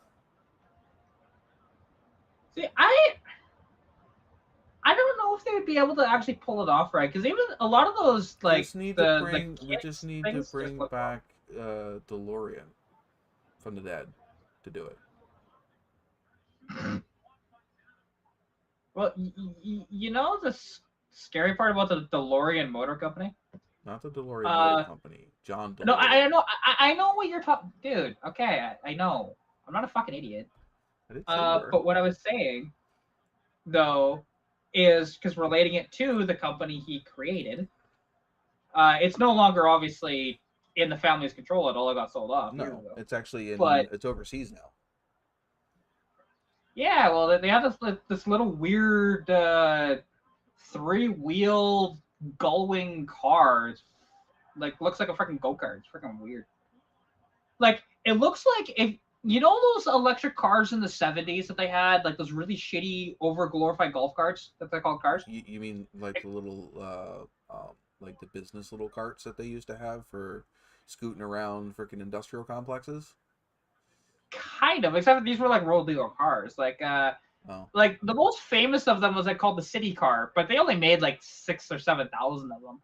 But there was a lot of these little companies in the 70s with the gas crisis that built these little electric cars. And the thing is, they literally just were like a golf cart with a body on top of them. That's all they were. And yeah, but they were considered a road legal car. And DeLorean is literally just about doing that again. It's like, why? No, well, I know awful. There's a guy, I think he's down in Texas, that ran a DeLorean specialized garage that literally has bought up almost all of the original DeLorean stuff for the DMC-12 and is now starting to reproduce them. Yeah, he has technically it's not reproducing, it's a continuation of the old parts. Right, because he has so many new old stock parts, but he is actually making new parts. Oh yeah, he is. Because he's still got some of the molds and shit like that for that. So yeah, and the one thing is, because the guy, well, he actually has the rights to the DeLorean Motor Company. Mm-hmm. So which is pretty cool. So yeah, and that's the guy if you're looking for parts. There you go. I want an actual new DMC-12. Yeah, see, I don't know if I actually do. Like, not I'd with, have to not do with something you. different. See, and the thing is he's also offering without the original, not the original drivetrains. Oh, thank God! I didn't know you could get you can get a better drivetrain than what came in those cars from factory. You can get like the drivetrain that DeLorean wanted to put in them originally. Because it wasn't supposed to be the engine that ended up with. Those cars were supposed to have a lot more horsepower. Oh, yeah. They were designed for like twice the horsepower they ended up leaving the factory with. Well, that's why people put LSs in them, and it's great. Oh yeah! Oh my God! An LS powered DMC-12, yes. And you know the funny part is, if you get the aluminum block LSs, actually, it weighs about the same as what that Volvo 4-cylinder did. Yeah, I think they were originally supposed to go with a Mercedes engine. Was it? I don't remember. Let me double check. Yeah, I don't remember for sure on that.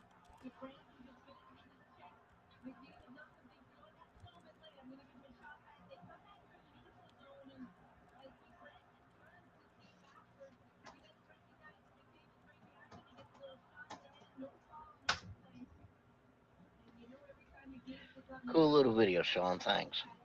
Oh, you did watch it? Yeah, I muted real quick to go look at it.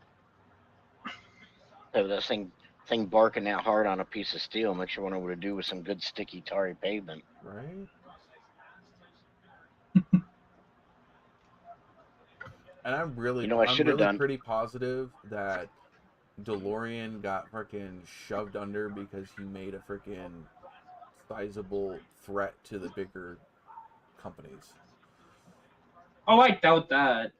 He got caught in the freaking, well, the company at least. You know, do you not remember the whole thing that happened with that? Mm-hmm. You know, the whole drug deal gone wrong because he kind of tried to buy drugs off of the freaking feds. And then he went away, and then his company went under because they had nobody to run it. Yeah. That's what happened. There was no threat to anything like that. No, and he just died because he was old. Literally. Because he was something like 96 or something like that when he died. Like, he's an old man. I remember the dude designed the freaking, the GTO and then died in, like, what was it, 2004, 2005? Yeah, I'm looking for what the prototype was supposed to have.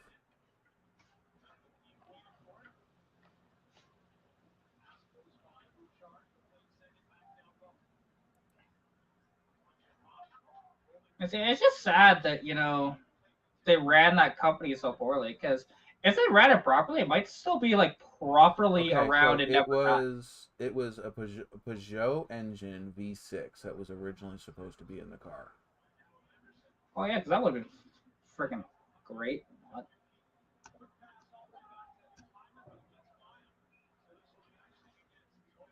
What did they come with? Ended up with a 4-cylinder, I do believe. It may have been a 6 actually, but it was a conglomerate of Volvo and Peugeot motor that they kind of combined with to make, and then DMC bought the rights to be able to use it, right? And that is tremendous for me. The big three did stop a lot of car companies. Like, one of the most famous of that was actually Tucker. Tucker and begins with an S. Was it Studebaker? No, Studebaker. They did not shut down Studebaker at all. Who was the one that had the freaking original one that had the single headlight in the front that would turn with when you steered? That was Tucker. Yeah. They had the freaking seats that you could swap out between the front and the back, and all kinds of freaking cool freaking gizmos and gadgety things. Well, here's the thing. The Tucker was the first car to have crumple zones. They try to credit that to the Volvo 240, but no, that was the Tucker. And the thing is, as well, the Tucker was so safe, although they didn't put seatbelts in it because the public perception at the time, you put seatbelts in the car, it's unsafe. It's really stupid. But the thing is, that car also, inside the bodywork, there's actually like a sort of a roll cage that is inside the bodywork that you don't see. Okay, like, so they wanted to make sure if you roll this thing over, it didn't collapse. The engine that I was talking about, the Peugeot, Renault, Volvo, is the one that ended up in the car. That's not the one that was intended for the car. Yeah, that's what I thought, because like that doesn't sound right, because like that's the engine. They ended up having to cut corners, and that's the engine that ended up in it. Yeah, they should have found something that was transversely mounted and just shoved it in there that had like turbos or something. I'm like, great, but no, they didn't. I mean, the decision also to build the cars in Ireland was a bit of an odd one too. Money. There was nothing cheap about building them in Ireland. Nothing cheap about that. Sure, there was. No, it was the whole shipping them back over, and then also the whole thing. Do you remember in the 70s and 80s with UK vehicles being super shoddy work because everybody was on strike. Ireland was included in that. All the whiskey that the workers drank, it was cheap. Wow. The DMC was originally intended to be powered by a Wankel rotary engine like the Mazda. Oh, That makes sense, actually. That thing would have flat out flied. If Certainly they, well, actually, this is from the globalmail.com. Certainly, the DMC-12's father, John DeLorean, was not lacking in confidence. Born a factory worker's son, he rose to become among the flamboyant and successful General Motors executives. Dated supermodels, took Chevrolet out of the red and into the record, making profits for creating the Pontiac GTO. One Christmas, he gave his girlfriend actually, that makes sense. Come to think of it, that makes perfect sense that it would have been rotary powered, only because here's the thing. You look at the Monza, like the Chevrolet Monza, that's the reason why he got fired from Chevrolet. Because he spent all of this money so that they could put a Wankel rotary in that. Because it was something like $200 million that they spent on that back in like 1972 to build that. And yeah, it turned out to be a colossal waste of money. That's why the engine base is so freaking wide in a Monza. Because it was to accommodate the Wankel. However, quality control in the new factory took time, and late changes in the car's design added weight and increased the price. Cost overruns spiraled upwards, not least of which was down to John DeLorean's lavish spending. Anxiously to save his company, he became entrapped in a convoluted plan to sell cocaine to keep cash flowing in. DeLorean was later cleared of all drug charges, but the damage to his reputation was done. Just under 9,000 cars were built over 3 years with a weight of 125 kilos and just 130 horsepower on tap from a 2.9 liter V6. Performance was middling, the handle wasn't thrilling either, despite the design input from Lotus Colin Chapman. However, if you lower the DMC's nose back down to the level Chapman originally intended and squeeze a little more power out of the V6, the result is performance similar to a Subaru BRZ. So a refurbished DeLorean is perfectly capable of functioning as an enjoyable daily driver. Yeah, you don't need to squeeze a whole crap ton of horsepower out of that car because it's so light. I like your definition of light that's still over 3,000 pounds. Its original intent of being light. I'm sure that Wankel engine weighed a hell of a lot less. Oh, okay. Apologies. I thought it was heavier than that. It's only 2,743 pounds.